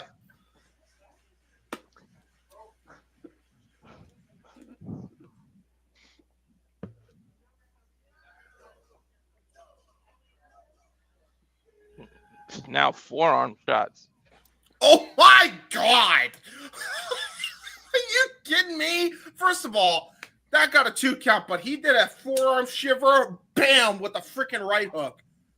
What the fuck, Hero? And look at that. That knee is still affecting her. And now look at he's gonna try to go for a power bomb. Got all of it. Transitions that into cravat STF. Beautiful. Dude, the transitions are, you know me, I'm a fan of transitions. That's smooth. Dude, the way he's got this cravat locked into the STF, the way he's got the leg locked right around his legs, grapevining him. Give Daniel credit, though. Look how he's working towards the ropes. Yep, that was brilliant. Absolutely brilliant. Pushing his good leg over to that rope. Ooh, Hero hanging on a little bit too long. Hey, he had until 5, and he used all of that 5 count to try and hyperextend that knee. Now both guys with bum wheels here. Oh, Jesus, getting that kneecap punched. Like, that was just a straight right to the kneecap. Holy shit. Every time one of them gets momentum, the other one immediately just goes bloop and reverses it. Oh, my God, what an uppercut. You can hear that all the way through the fucking sweatbox. Mm-hmm. Uppercut slap. Dude, he absolutely floored Chris Hero on the top rope here. Now he's going to go for a superplex. Chris Hero able to counter it. Trying to go for those liver shots. Try to knock Daniels down a peg off the top rope. Chris Hero with forearm shivers. Finally pushes Chris Hero off. Now he's going to try. I don't know if this is wise with a bum knee. Tried to go for a double stop. Jacks up his knee even more so than he already did. And now Daniels going to try to take advantage. Goes for it. Angel's wings. Hook to the far leg. And Daniels retains the X Division title. Take these fallen wings. I know what the real lyrics are. I was just being funny. Dude, that was an awesome match. Oh, look at that. This is the first time I'm faster than the show. Well, there you go. Go back to the other graphic then while he cuts a promo. Or actually, you know what? Keep the graphic up. I'll just remove it for now while he cuts a promo. And I'll just put it back up when it's time. Keep the graphic the way it is.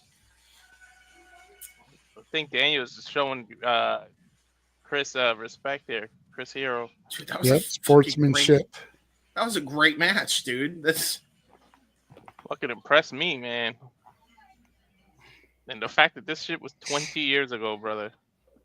Extending his hand, helping him back to his feet. Both men embracing in the ring. Daniels raising Hero's arm. That knee is jacked, man.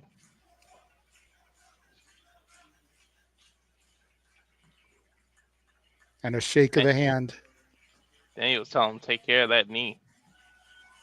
Yeah, both guys probably with bum legs. Hero definitely a little bit worse for wear than Daniels. I think he already look at Daniels how thick his knee pad was. I think he was already dealing with a knee issue. His is like way thicker if you look at his knee pad. Yeah, well, he was dealing with knee issues for years. Mm-hmm. Even during the height of the X Division, he always had knee problems. Yeah, the X Division matches didn't make him any better. Nope. No, they did not. Especially that one where he damn near died in 2009. And here we go. The man himself, Wonder Kid Johnny Storm.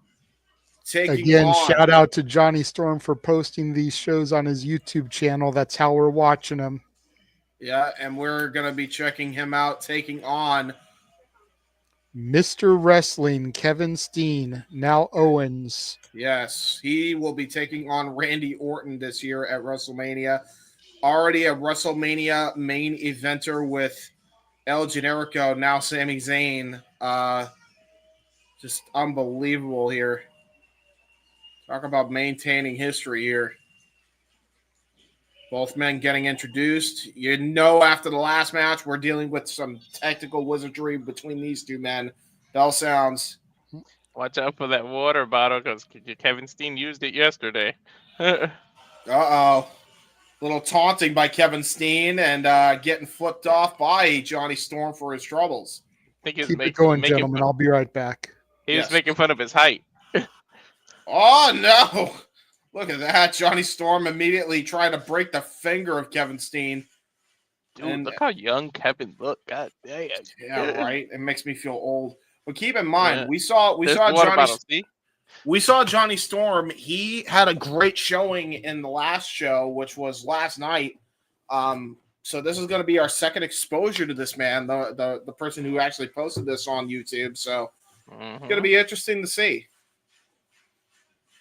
He had a great showing last time, man. I would have loved to have seen him just judged based off his last performance. Great shove there, though, by Kevin Steen. Dude, even though Kevin Steen was smaller here, you could tell he's got power. Oh, yeah, 100%. He's definitely the bigger of the two here. I think what is Kevin? 6'1", 6'2"? What is Kevin? Something like that. Kevin Steen, by this point, I would say max he is 270 pounds here.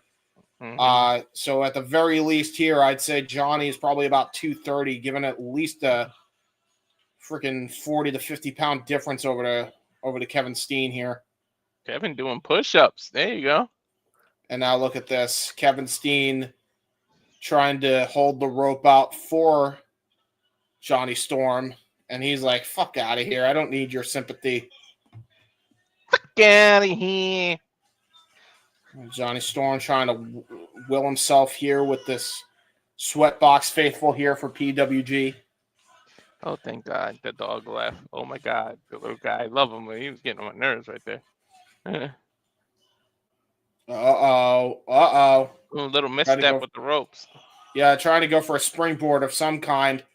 Ooh, great snap there. Whoa! Wow! Holy he landed shit! on his feet from a snapmare twice. Yeah, he did. The second one was an arm drag. Oh, trying to go for a half and half. Brilliant. How the hell did he land on his feet on a German suplex? What the? This is brilliant already. Johnny Storm showing what he could do here against Mr. Wrestling. Wonder Kid really showing what he could do, and it looks like he might be going to flying.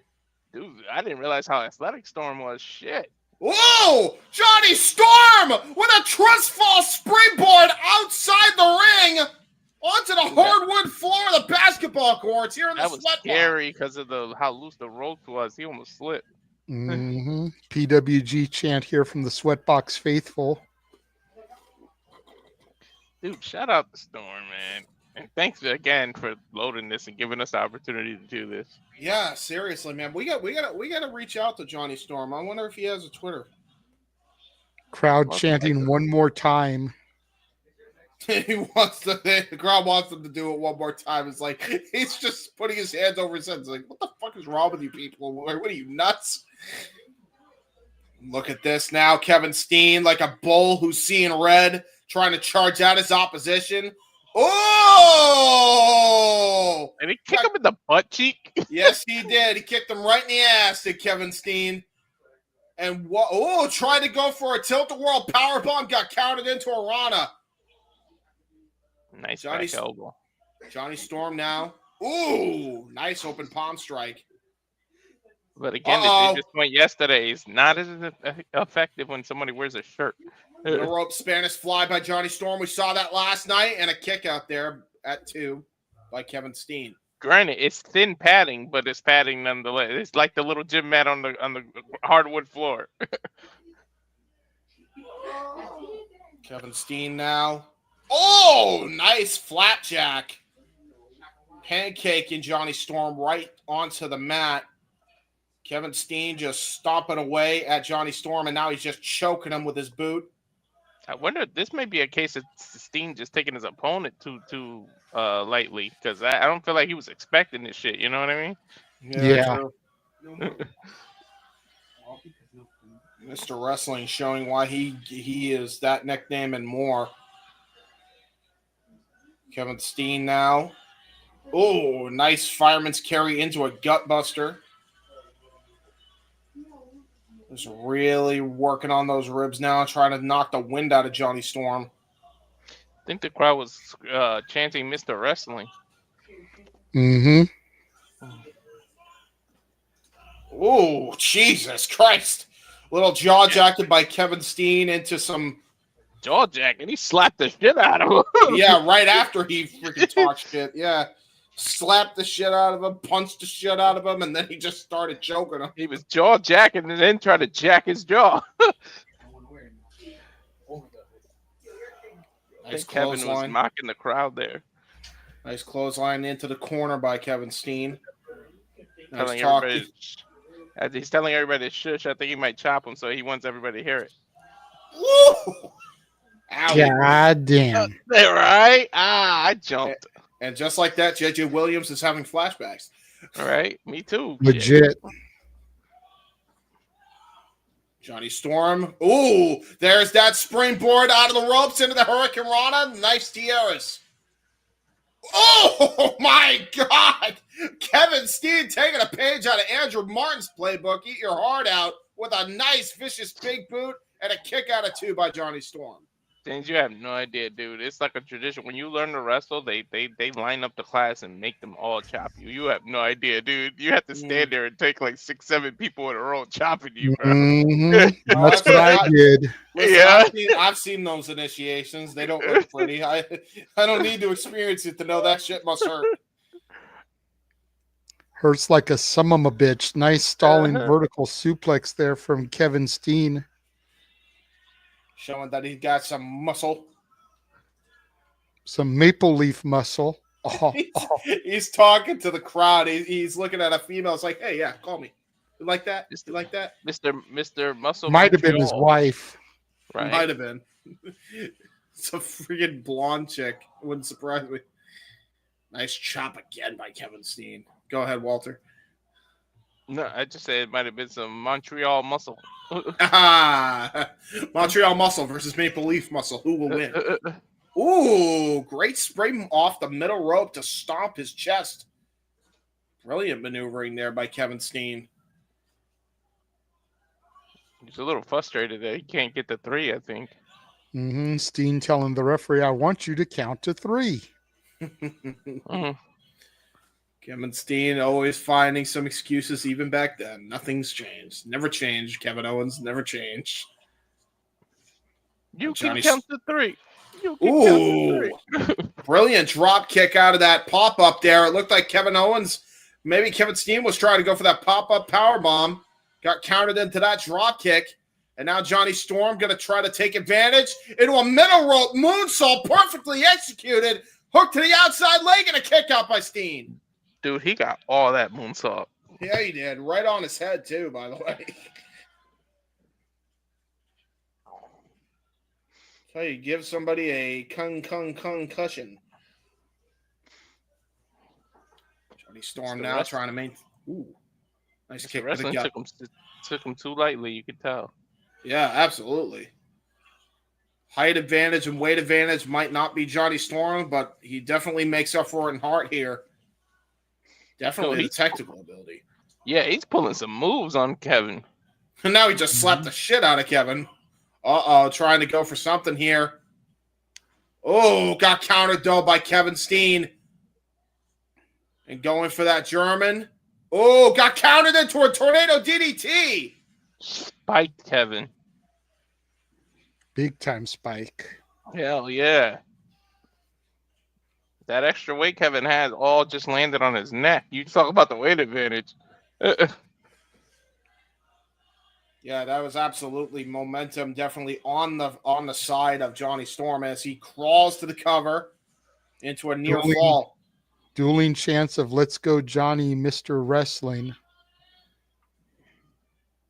Mr. Wrestling, that being Kevin Steen. Storm saying it's over. Storm gonna possibly look for his finish here. But look at this. Now both guys just trading shots back and forth. Oh, my God. Wow, that was brilliant. Johnny Storm trying to go for the springboard again. Got caught with a German suplex. Springboard by Kevin Steen. Taking a shade out of Shelton Benjamin's playbook. And now both men gasping from exhaustion and both men down here. Taking a page of the shouting. Damn, what's this 05? What was he doing? World's Greatest Tag Team at that time? No, I think 05 was Intercontinental Champion Shelton. He was just about to enter the first ever Money in the Bank match the following night. Yep. Kick out at 2 by Johnny Storm out of that German suplex counter. Gotta imagine if Kevin Owens wasn't exhausted, he easily could have won the match off that German. Shelton had one of the biggest spots in that match, running up that ladder. Yeah, he did. Oh, wow. Ooh, whoa! There it is. Capture suplex, twisting side slam by Kevin Owens. That's actually a vintage move, by the way, of his. And a kick out, nonetheless, by Johnny Storm. It's almost a variation of a Blue Thunder without the release. And guess what? It didn't get a 3. Well, nope. It ain't a Blue Thunder. That was more of a Protoplex, a variation of a Protoplex, which actually has won matches. Hi, John Cena. How you doing? Kevin Owens now. Oh, Michinoku driver. Brutal. Cover. There's 2 and a kick out still by Johnny Storm. Dude, he really spiked his neck when he did that. Yeah, he did. Damn, man. I need a DeLorean. I want to go back in time for this shit. Like, yeah, dude, literal. Got some real workhorses here. Now Kevin Steen looks like he's going to try to go for a stalling suplex from the apron position. Oh, stunner.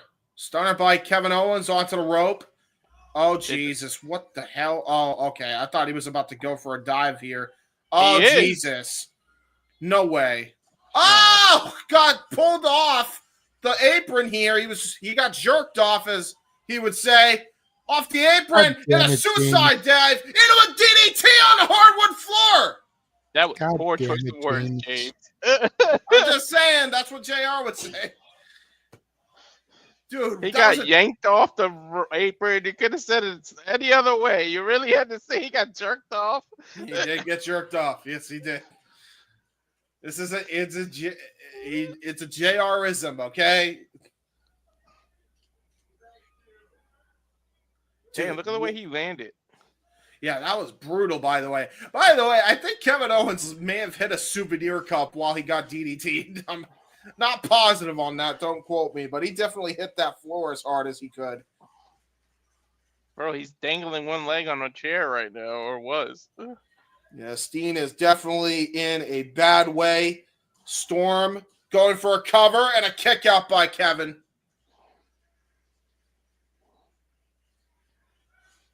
Great matchup here between these two guys. Yep. And I love how Kevin like yells at the referee and shit between moves. Ugh.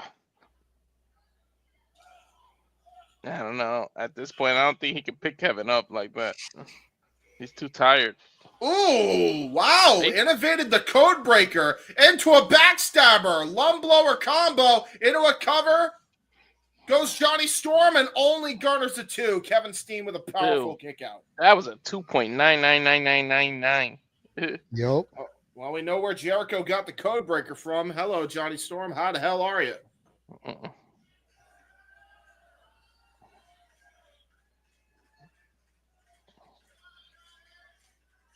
Now Johnny Storm going to climb the top rope, scaling the air here.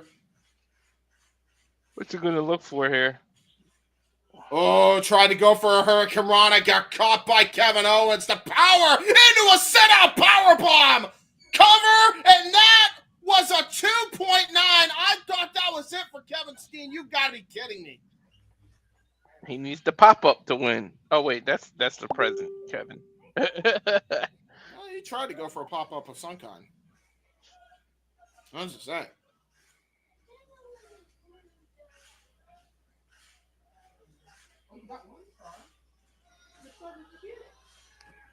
Mr. Wrestling now going to try to channel the Sweatbox's energy here. Looks like Kevin Steen going to try to go for that moonsault. But Johnny Storm able to make his way up. Club to the back of Steen's spine. What the hell does he have planned here? Almost looks like he may be looking for a poison Rana. Connects with it. He got all of it. Great call, JJ. You called it. Wow. 300, 350 in the Sweatbox chanting, holy shit. No shit, huh? So would I. He face planted Kevin Steen. Holy shit. How that isn't a 3 after all the shit they've done to each other, I have no idea.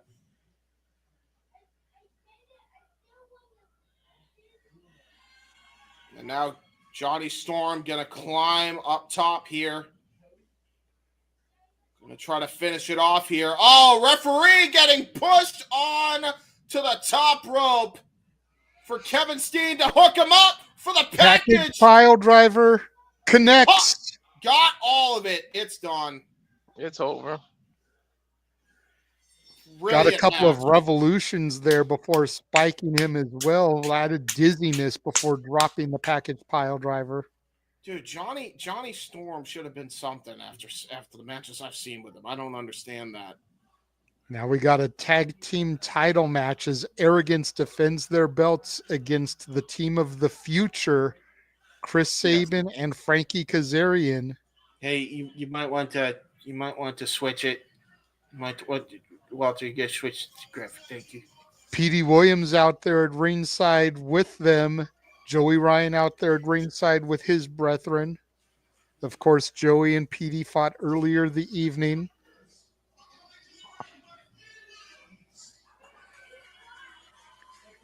Which, let's just think about this for a minute, okay? Petey Williams is still full-blown heel at this point, but he's out there with the babyface tag team. Right. Granted, he was a babyface on this evening because he was fighting Joey Ryan, but in TNA at this point, he's still full-blown heel mode. And Yeah, he's out there with Frankie Kazarian and Chris Sabin. full on Team Canada. Team Canada. Yeah, 05, right? Isn't that when Christian went over there? Mm-hmm. With all that hockey hullabaloo and that bitch Anne Murray too. Blame Canada. Blame Canada. They're not even a real country anyway.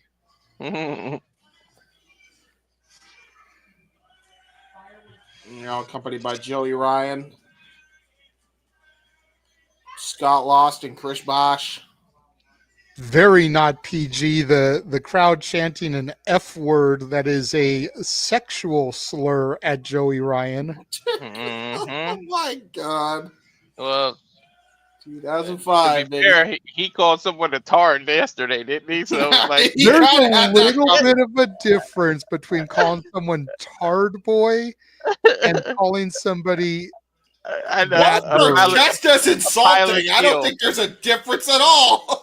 Now, I feel like there's a slight difference. One's a pile of steel. One's a...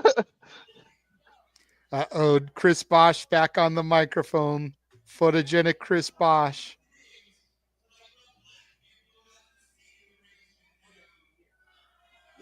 What did he say? The black people that got a The seating seating arrangement down. That's horrific. That's just different really time. Racist. Different time. No, it's still bad. Like, you can't say that, even at 05. Hey. No. We were, a few years before that, we got He the said, people let's like you go don't black, deserve. man. Yeah. Man, he was the fucking Bubba Sabin telling people to move. And then Frankie's suicide dive over the top rope starts to off. Yay! Fuck you, Chris Bosch. And he's still with the mic on the floor and trying to talk to it. Petey's still in the ring there. Finally getting out of the ring. The King of TNA opening up on Scott Lost here. As the bell finally sounds, here we go. Kazarian and Sabin double teaming the professional. Uh-oh. Ow, slingshot drop kick. Ooh, kip up by Frankie Kazarian and into a sliding drop kick there by Chris Sabin. Little I could be wrong, but I think this is the only time these two ever teamed together. Yeah, right, probably. And you would think they would have, like, way before in TNA. Well, no, because again, I think at this point in TNA, Frankie Kazarian was doing shit with Michael Shane and Tracy Brooks. Yeah, true. So he was technically heel in TNA also, I think. Cover there by Chris Sabin only garners a 2 count. I always wanted to see in PWG Frankie Kazarian booked with a mystery partner against Christopher Daniels with a mystery partner and have it be like Kazarian and Shane versus Daniels and Skipper. Yeah, that would have been cool. I mean, right here, Christopher Daniels and Frankie Kazarian both showed that they have been tag team experts. Christopher Daniels would go on to form the team of Bad Influence, then later would be called The Addiction, then later SoCal Uncensored with Christopher Daniels, while Chris Sabin, we touched on yesterday, would be a part of the Motor City Machine Guns. Hey, that's illegal tag! Why is Petey Williams going after Chris Lost when he is not the legal man? He's not trying to compete. I think the ref just caught him. Referee just caught him, and now what the fuck is going on? Okay. Kazarian with a pin attempt on Scott Lost only gets a 2 count. I see. Babyface Kazarian too. I love how Scott Lost is wrestling with the All-Star Weekend shirt on. He hasn't even taken his shirt off to get into his singlet yet. Oh, here we go. Kazarian taking the shirt off for him. Yay! God damn, that knife edge chop. Yeah, that was a knife edge and a half. Tag to Sabin. Tag back in. Ooh, nice karate chop right to the head there. Mm-hmm. Winding up after that one, like, oh yeah, damn, I hurt him good. Yeah, Trying that to go dude for- better move. Uh-oh. Joey Ryan getting himself involved. Tripping up the leg of Chris Sabin and a nice drop kick by Scott Lost. Tag into Chris Bosch now, the trash talker of the group.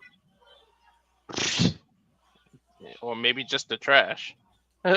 Absolutely the trash. I mean, he is definitely the Bubba Ray Dudley of the PWG people Yeah. here. His promo was pretty much that there's a girl in the crowd. Mhm. Ooh, good countering. Good counter pinning there. Ooh, clothesline backbreaker by Chris Boss. Are you kidding me? Nice fist drop, too, to add insult to injury. Hooks the leg for a 2 count. Dude, again, a move I have not seen anybody do nowadays. Damn. Dude, Rick how Knox, you the official for the contest, so you got to make sure there's no shady referee in there. We know how Rick Knox do. Yeah, exactly. What were you going to say there, Walter? I said, how are we on our co-main event already? Shit. Yeah, right? That's One crazy. less match tonight than there was last night. Last night there were 9. This time there was only 8.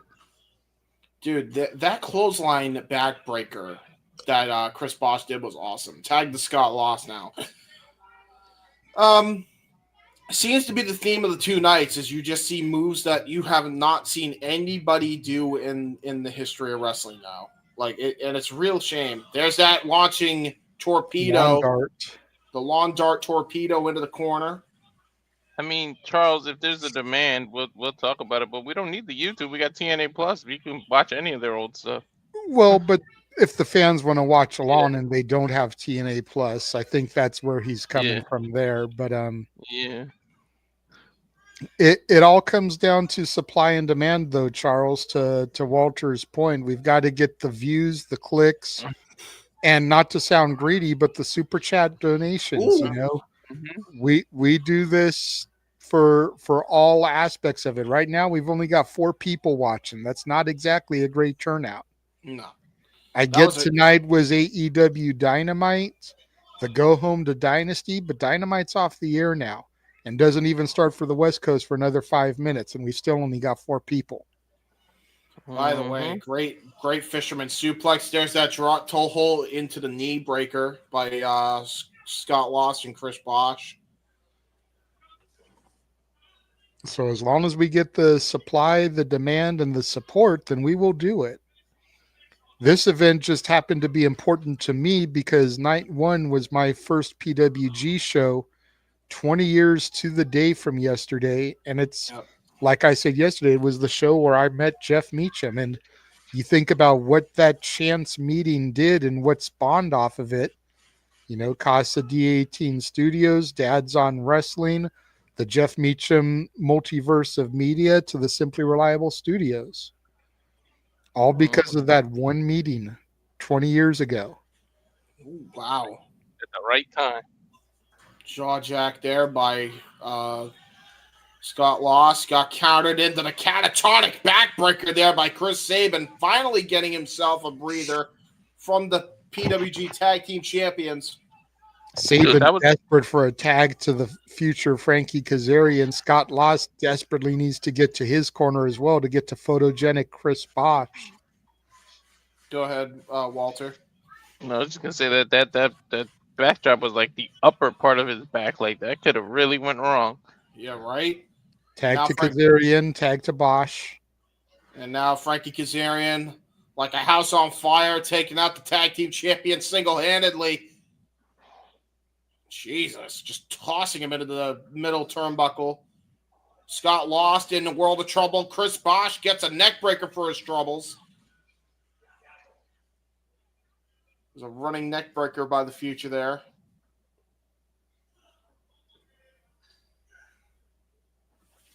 Ooh, Kaz now getting tossed onto the apron. Chris Bosh getting shoulder thrusted into his partner. Double DDT by Frankie Kazarian on Bosh and Lost.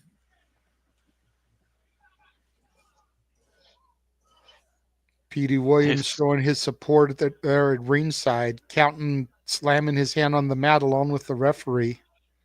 Was that him screaming, "Kick out, kick out"? No, Yeah, that was Frankie him. Kazarian was looking for the wave of the future there. Oh, no! Punch Walked right down, into a dick! lion cock dick punch there from Chris Bosch.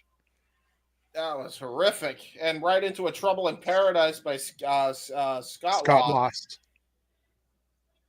Mm.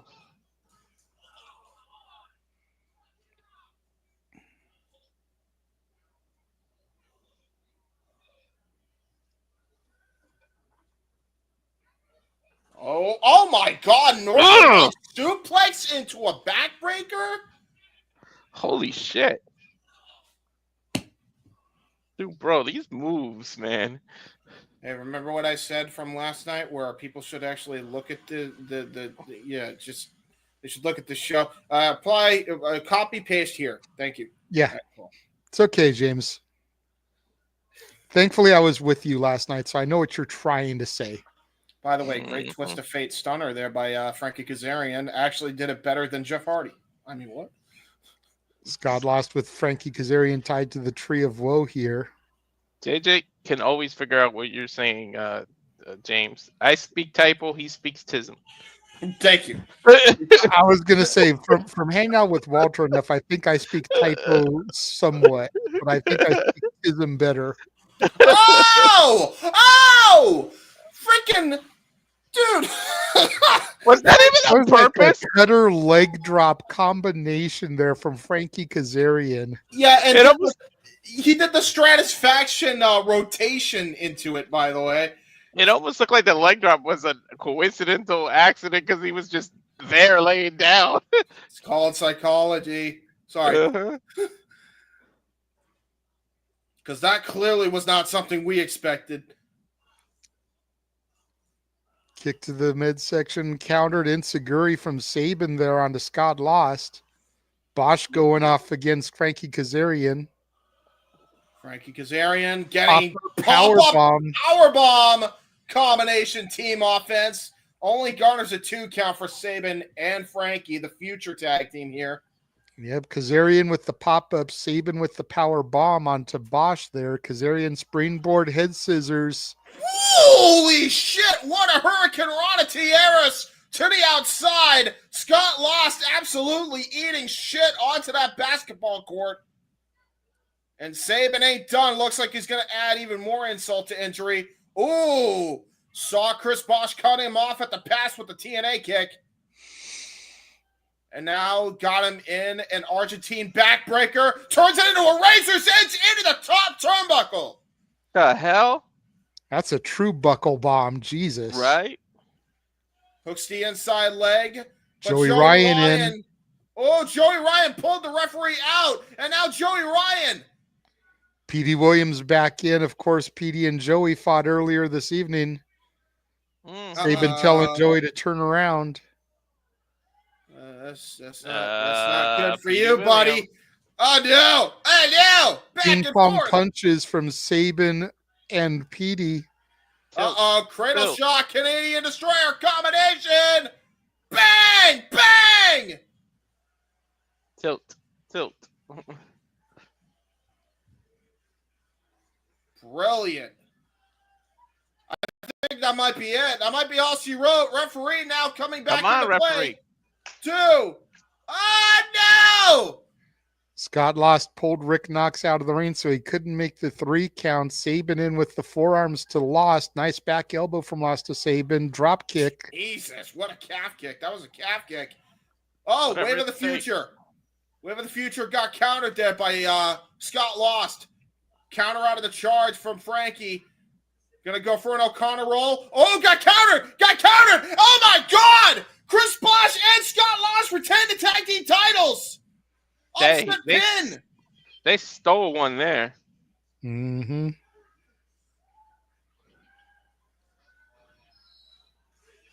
Phew.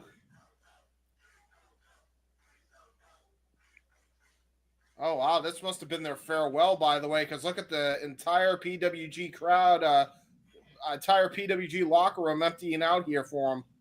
Mm-hmm. This was Frankie Kazarian going to WWE.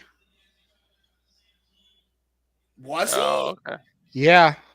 He went to WWE? When? In 2005. Remember, he spent about a month on Velocity, and then he left, went back to TNA. Triple H wanted him to cut his ponytail. He refused.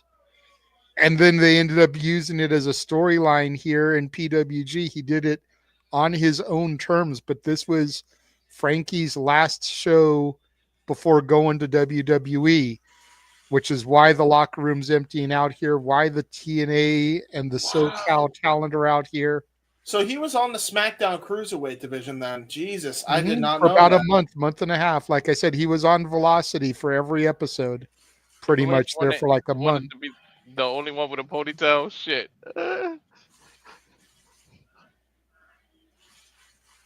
And to be fair, he doesn't have a ponytail now, and No, he never grew it back, but they did it as a storyline here. Triple H definitely should have done that. Joey Ryan now is. They should Trying to say some words to Frankie. They should do a crossover and bump into Triple H or bump into Kazarian and just say nice hair, just something throwback that only like us would get. You know what I mean? Right.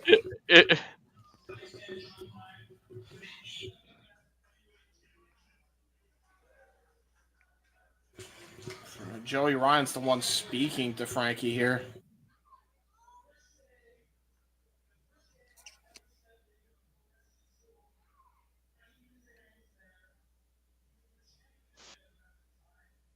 Joey saying the first time he ever stepped into a ring at a pro wrestling school, Kazarian was there in the EWF at the champion at the time.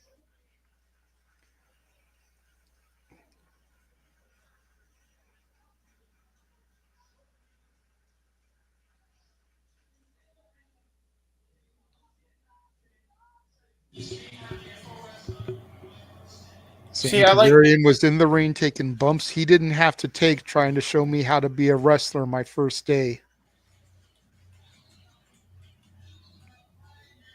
That was 5 years ago. And it's crazy when you think about how good Joey Ryan was at this point, that he had only been in the business for about 5 years. It's a damn shame what happened.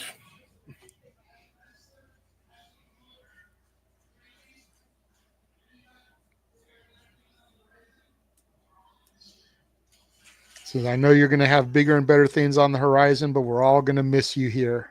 Well, Words from Joey Ryan. The fallen angel wants the microphone now. There it is. His bad influence tag partner. Bad influence, SCU, and this was before all of that. Mm-hmm. Dude, it's weird to see him in jeans to me. I don't know why.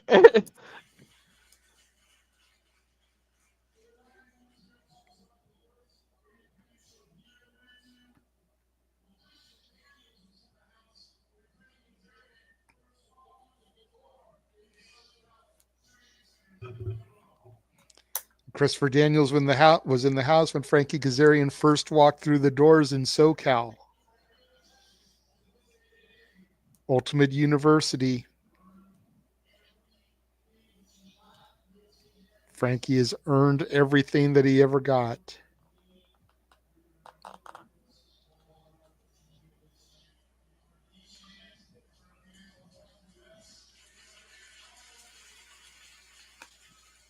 Unfortunately, his run wouldn't last as long as all of this hype, but it's still great to see all of this love and support for a SoCal legend.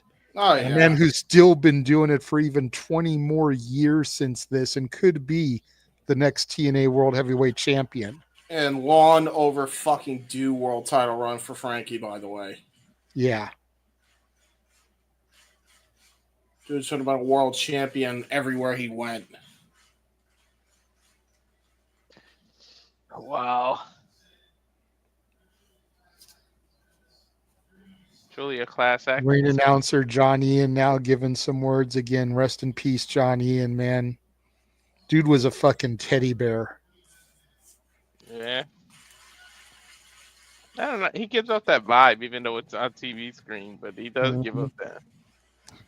I remember, man, Excalibur. not to take away from all of this, but the last time I ever went to a PWG show, I remember I was corresponding with John and told him how I really wanted to go, but I just didn't have transportation. He was like, "What's your address? I'll come pick you up." Mm, And he fucking came, got me, got Jeff, and fucking took us all there, brought us home. nice. Frankie was the first PWG champion. They're just Yep. saying, by the way. Yeah. He was the third one as well. He won the title, lost it to Adam Pearce, won it back.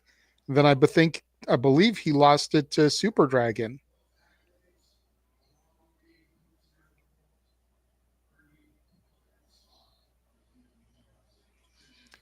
Those accolades, along with being the coolest man in the world, earn you a permanent spot on the PWG roster.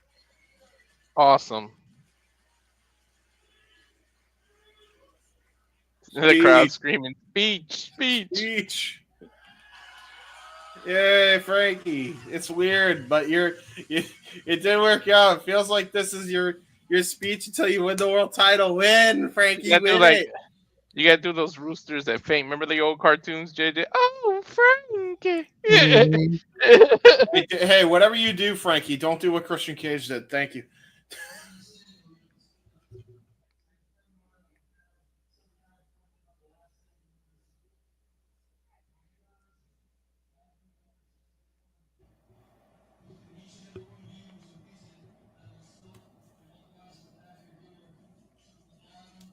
Frankie showing love to the Sweatbox faithful, saying that all of us are the reason why he and all the guys in the back are here. Yeah.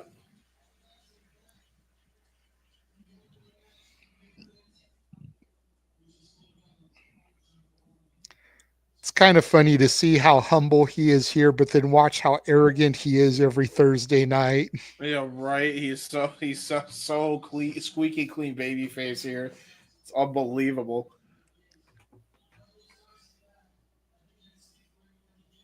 I mean, this is the guy right here, short tights, ponytail, that used to come out to "You're the Best Around" from the Karate Kid. Like, that was his theme song here, was "You're the Best Around" from the Karate Kid. I miss hearing that shit through that Sweatbox so bad.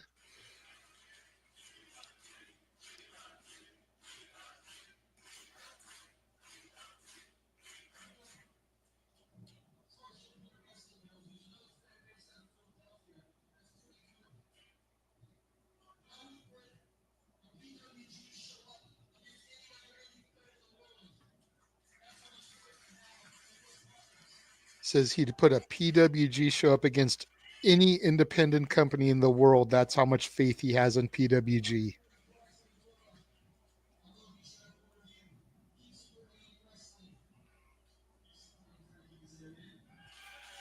Keep supporting Frankie The fans, Kazarian how much he loves them. Keep supporting independent wrestling. Keep supporting Frankie Kazarian. because he said the future looks good. And here we go, the main event. The future is now, and the future looks good. PWG Championship match. Super Dragon defending against the phenomenal AJ Styles.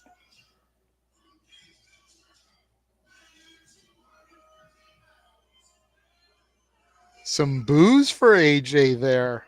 Boos for AJ. Cheers for Super Dragon. Again, you got to think about it. It's the establishment coming into the homegrown. Super Dragon is the local hero. AJ's the outsider. So, of course, you're going to get the locals that are really cheering Super Dragon here because they don't want AJ to take the title from their local hero.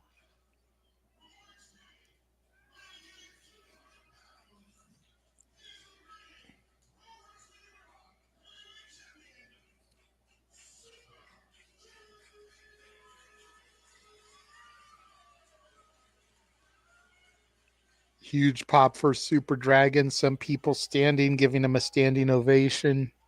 How did we never get an Ultimo Dragon versus Super Dragon match, by the way? Don't know. Like, that seems like a gimme, no? If Vince Russo stopped booking because he would have booked the name of Dragon on a pole match on a contract. Whoever signs it can't use the name. Whoever the other gets person this can't use stuffy the- Super dragon, Dragon versus Ultimo Dragon versus the American Dragon. right? versus any other name that has a dragon. Basically, here's a triple threat match between all the dragons, and whoever gets the stuffy dragon from Build-A-Bear Workshop off this pole wins. With Tag Ricky team. Steamboat as the referee. There you go. Ricky Steamboat. Collar elbow tie up, center of the ring. Listen, PWG championship on the line. Styles back Super Dragon in the corner here. oh yeah, I gotta do my thingy, don't I? I've already started. Here we go. Except you're late, bro. The bell rang. We're already like going here. Yeah, well, We were like 2 minutes into the match. I trip up there by AJ Styles, side headlock, Super Dragon with the legs, bridging AJ Styles there. AJ with Whoa. a kip up. AJ showing why he is still simply phenomenal.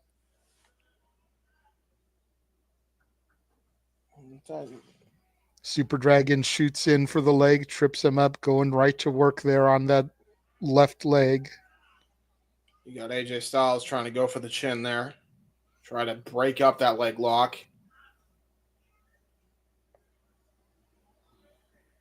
Oh, now transition into an arm bar. Try to get out of it that way. Ooh.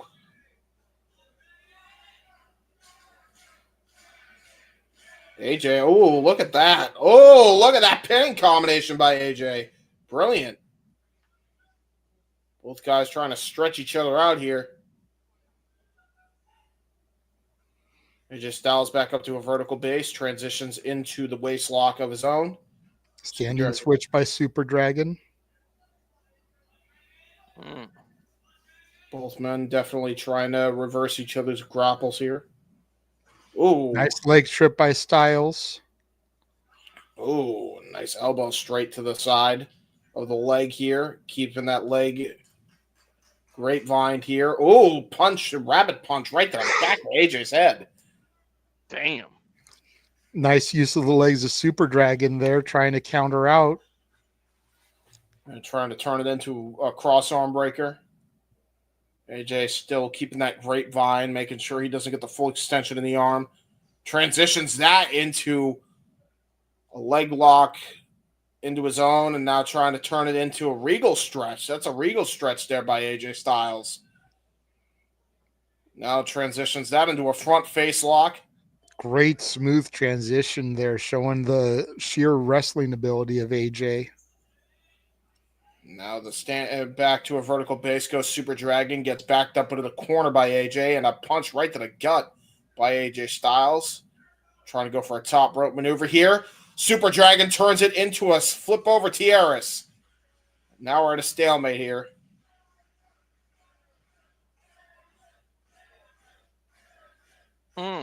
Now listen to the crowd.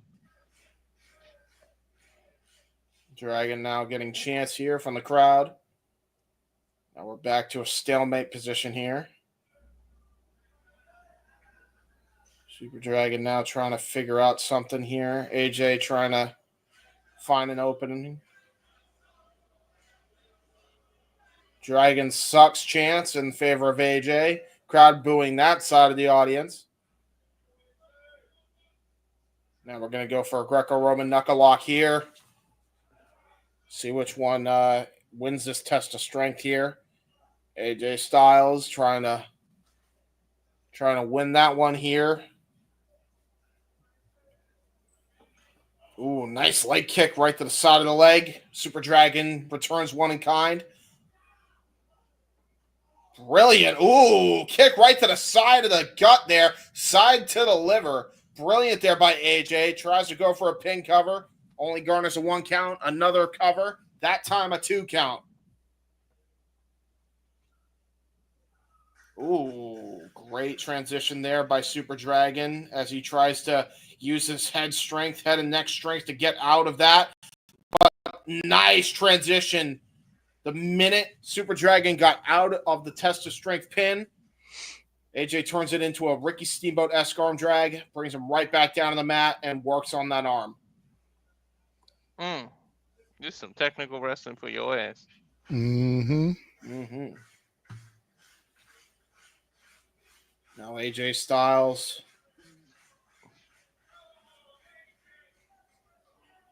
trying to keep maintaining hold of that arm. Super Dragon.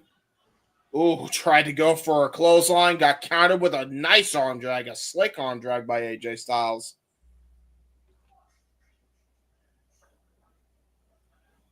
Ooh, nice. Nice drop down there by AJ. Ducking down. Super Dragon trying to stop himself from an attack from AJ Styles, but it do not matter as AJ was able to hit that drop kick anyway. Right to the mush of Dragon.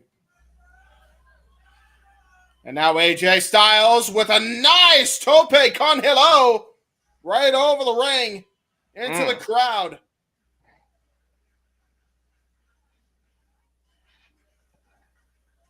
That gets a standing ovation from the crowd. Again, that is a hard basketball floor, and you can see AJ clutching his upper or lower back, rather, excuse me.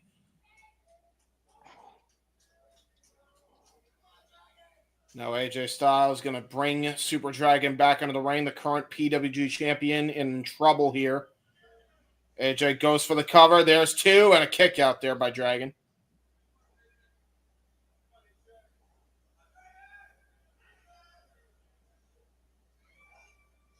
AJ Styles absolutely trying to win him his first championship here at this point in time. Well, other than the NWA title. Nice backdrop. Yeah, great back suplex. Yeah, great back suplex there by AJ. AJ Styles with a nice scoop and a slam. Gonna go for that elevating knee drop. Dude, I don't even think AJ had his kids yet because I don't see the tattoos on his rib. Nope. And a great double knee drop by AJ. Only garners a 2 count again against Dragon. By the way, his last tattoo he got right up the street from me. Like right around the corner of this tattoo shop right here. Oh, shit. There you go. And they filmed it for that Cody, that show that they were doing on the WWE Network. Nice. Jesus, look at that. Look at those punches by both guys. Oh my fucking God. What an enziguri. And that just knocked Super Dragon out in the next week. Probably going to have to sip soup from a straw for that. You know, the bad thing is because, you know, I did AJ Styles tattoo. That guy's price skyrocketed. My wife was going to go get a tattoo over there, saw his prices, walked out. I don't blame you. Come the fuck up. Only garners a 2 out of the lateral press despite that vicious enziguri by AJ. AJ now on a roll here. Going to try to go for a suplex here, it looks like. Super Dragon counters. Yeah, Super Dragon drop into a knee, try to lower the center of gravity to try and do a standing switch onto AJ. AJ trying to break the hands. Yep. Nice 2 count. Try to go for the Arcana roll. Oh, AJ transitions into a Muda lock. That was freaking beautiful. Brilliant submission wrestling. Oh, great break of the vice grip there over the chin lock. Oh, but AJ immediately back into a chin lock there as he still has the legs grapevine to Super Dragon. And now it's almost like he's got a Muda Lock Dragon sleeper variation. Ooh,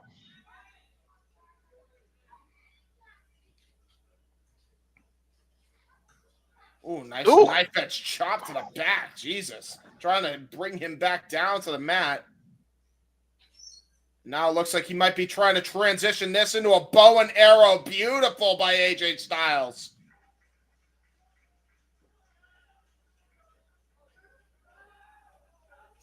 You'll notice there's a single knee over the spine, not the double knees that time, just to add more torque to the spine as he lets him drop and fall to the bottom rope.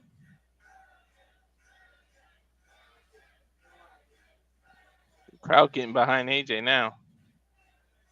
Sounds like they're still mixed. It sounds like they're chanting AJ and Dragon all at the same time. Yeah, you ain't kidding. Now Irish whip into the corner, trying to go for a charging attack. Does Styles, gets a big boot for his troubles. Forearm shiver. Oh my lord, holy shit. That was dangerous. Yeah, that was very dangerous. That drop toe hold was almost to the bottom turnbuckle. Super Dragon with the suicide dive con hello. Sends AJ all the way to the freaking back row, all the way through the chairs. And now both men are hurting. Crowd chanting holy shit, and rightfully so. That's insane by Dragon.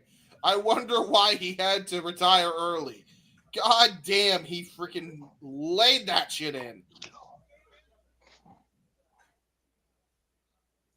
And that's a basketball floor. There was no padding out there whatsoever. And the chairs breaking the fall doesn't help.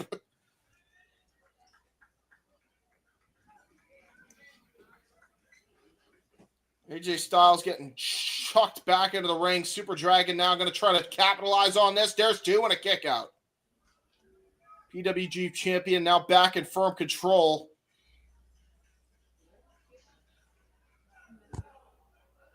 AJ Styles with forearm shivers to try and maintain it. Oh, wow.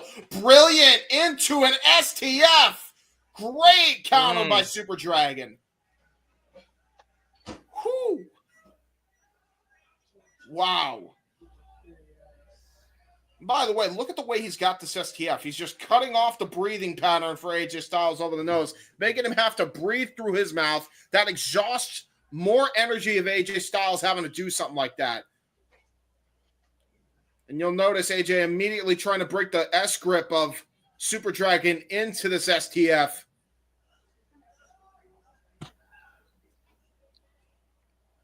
And now look at this. AJ trying to crawl desperately to that rope. Headbutts by Super Dragon. Yeah, that's brutal. Dude, I don't see too many headbutts to the back of somebody else's head. You'll hurt your own head. Yeah, exactly. AJ able to finally get to the bottom rope. Well, at least AJ isn't Samoan, so, I mean, it's safe, I guess. Yeah, right? And now look at this. Now Super Dragon brings him to the center of the ring. Uh-oh. Looking for that curb stomp. That's not going to be good for AJ. Dude, I need somebody to bring back this version of a stunt. Jesus Christ.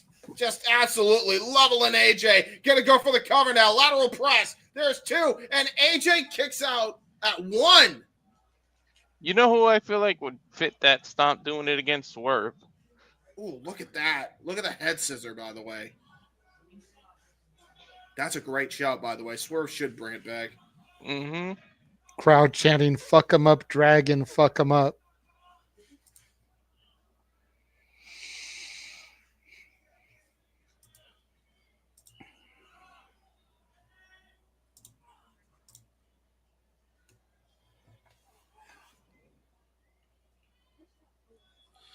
Now AJ Styles trying to kip up here.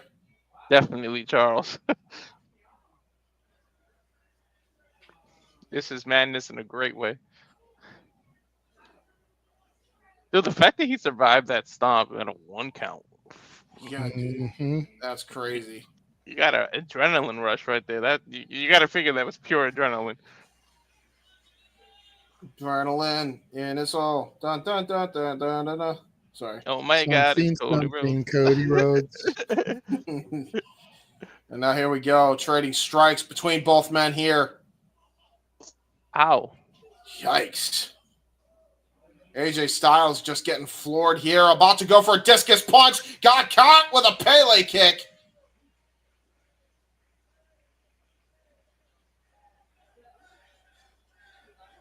Whew. This is a main event, folks. We're in crunch time now. Both men getting counted down here.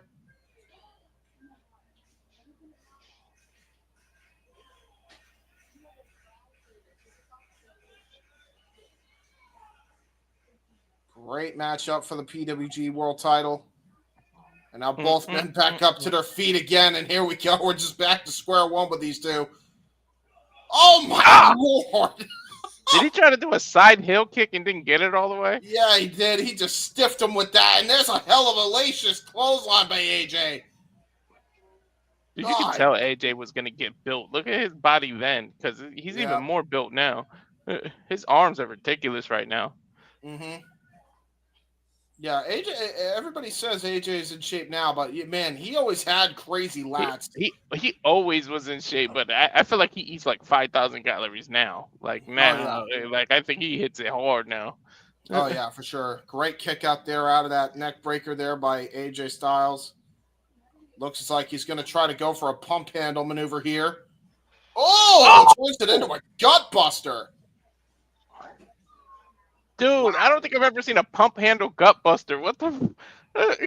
It exists, but it's been a long time since I've seen that variation of it. Dude, that could be a finisher. Yeah, it could. No, I don't know. There's no such thing as finishers in 2025. This is accurate. This is very accurate.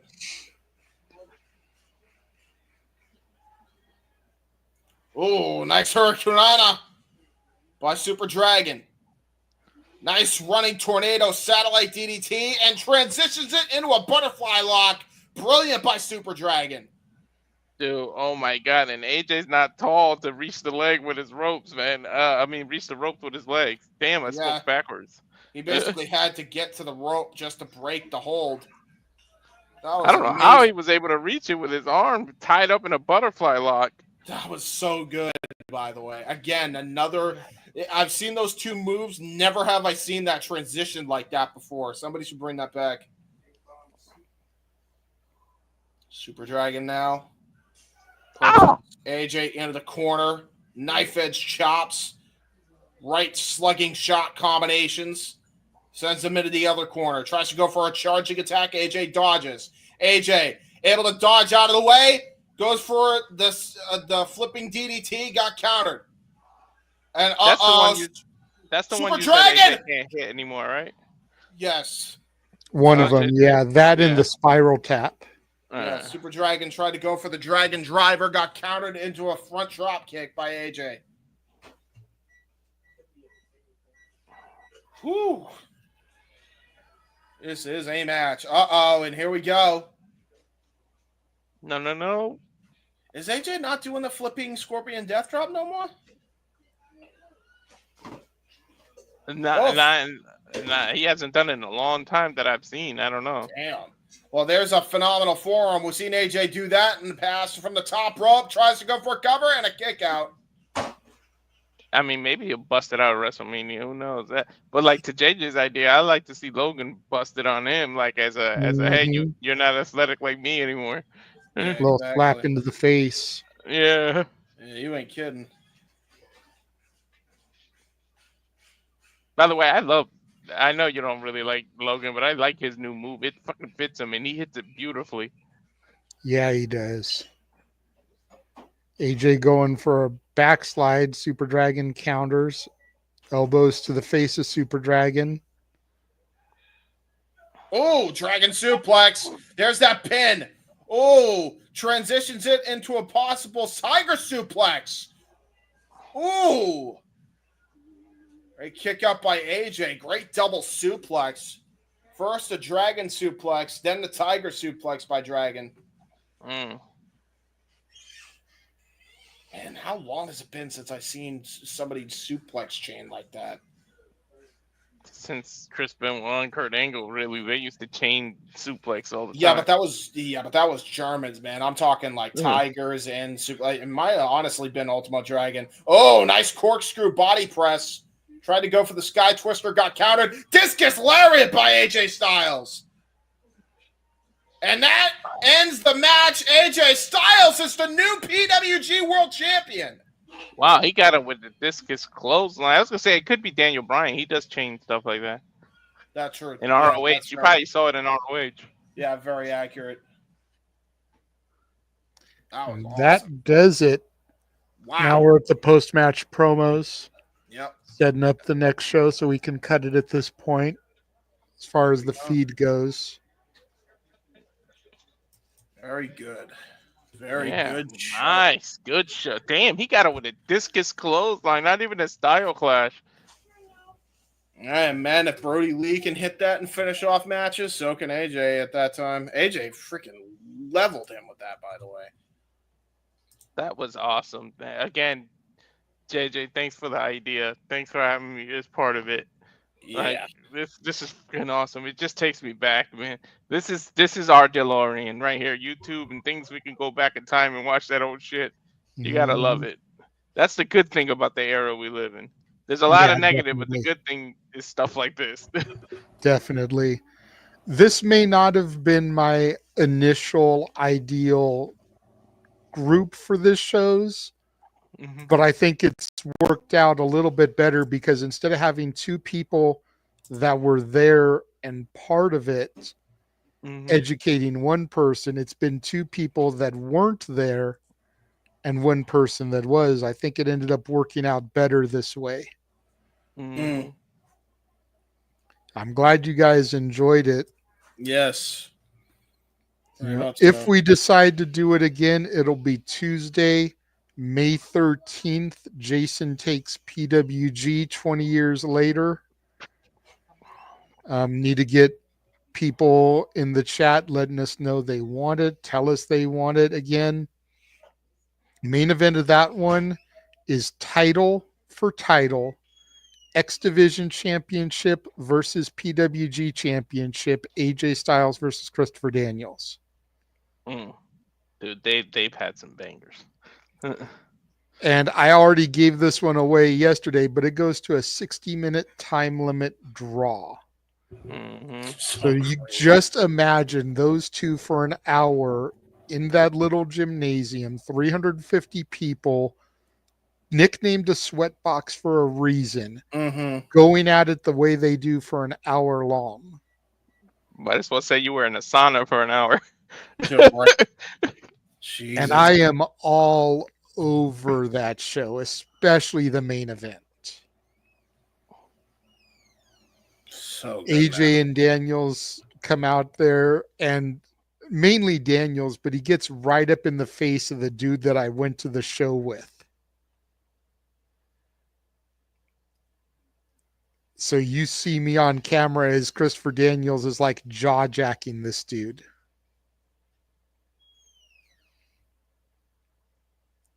Great shit, great shit. But again, fans have to tell us they want it. And then we'll do it again. Maybe for that one, we'll be able to get the whole team. We'll get Jeff there for that one, hopefully. Get Noah there for that one. You guys come back. Yeah, for sure. I enjoyed this. I enjoyed the fuck out of it. This was a great show. Last two shows, man, have been great. I'd say night one edges out night two by a smidge. I agree. But I also feel that that's bias on my part because I was there for night one. You know, you figure night two had Joey versus Petey. We actually got to see the Destroyer in the match. Night two had the quote-unquote retirement of Frankie Kazarian from the SoCal indie scene. Granted, we know what happened in hindsight, but in the moment, I'm sure it was a very emotional thing. You had the birthday of Scorpio Sky on night two. You had the title change on night two. So night two definitely had some shit going for it. I've always felt night one was better because of personal bias, but if you're here saying night one was better and you weren't there for the personal bias, that, you know, kind of helps defend what I've always felt. Especially because you need night one to set up night two. So yeah. But night two should be the culmination of night one. Night one ends you on the cliffhanger. Night two should be that bring you over the top, take it home. Yeah. So in their own ways, each night should be better than the other one because night one should be just good enough to set you up for that cliffhanger, and night two should bring you there. Should make the climax, you know.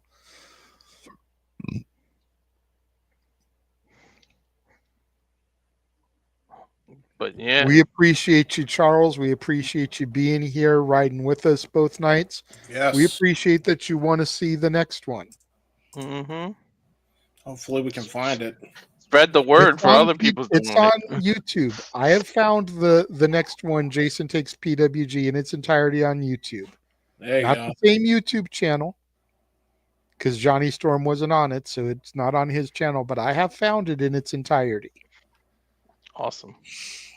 It's just a matter of the supply and the demand. Amen. And if, like I said, if people want to see it, we'll do it. But if we don't get the love, the support, the demand, no point in doing it. Yeah, Definitely need the interactions on this one. Share it, comment. That does stuff with the algorithm. Subscribe. Exactly. That's Yep. the key, is the algorithm. Yes. Yes, folks. Whew-wee. So, I think that just about wraps everything up, no? Yes, sir. Woo-wee. We did it. All right. So I guess we start plugins. Yes. You did Sure. see the private chat, right, James? I did, yes. Okay. Just making sure. So, James, tell everybody where they can find you.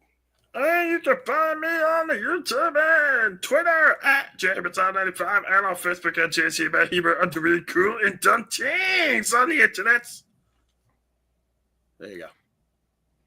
It's me. And I did a dumb thing today, especially on the internet. I've been for weeks now, I've been saying Switzerland to Sweden. And it's Cesaro light coming for my head. God damn it, James. Yes, So check us out on the spaces. Yes. We will be doing a space tomorrow, the Tribalism Free Zone. Either James or Walter will be hosting it.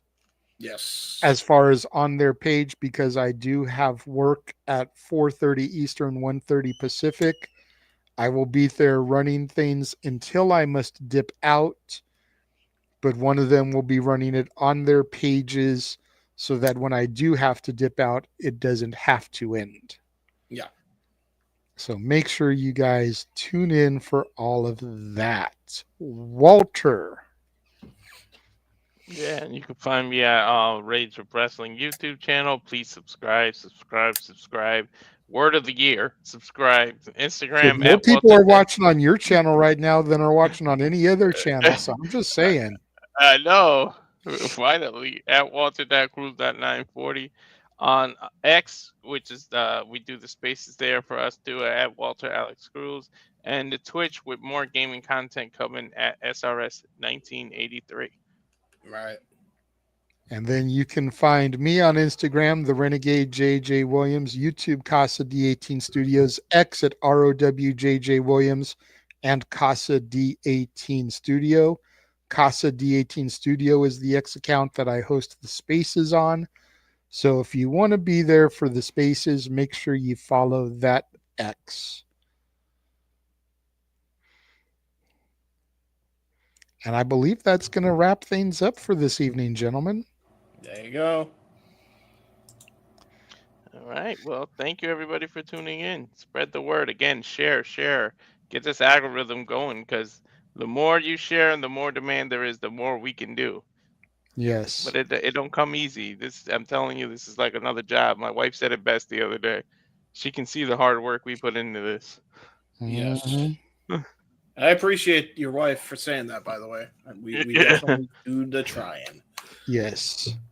So for the He-Man James Hebert, from Mr. Reliable Walter Cruz, I am the Renegade of Wrestling JJ Williams. Thank each and every one of y'all for joining us and tuning in. We will catch y'all next time. Have a good night, folks.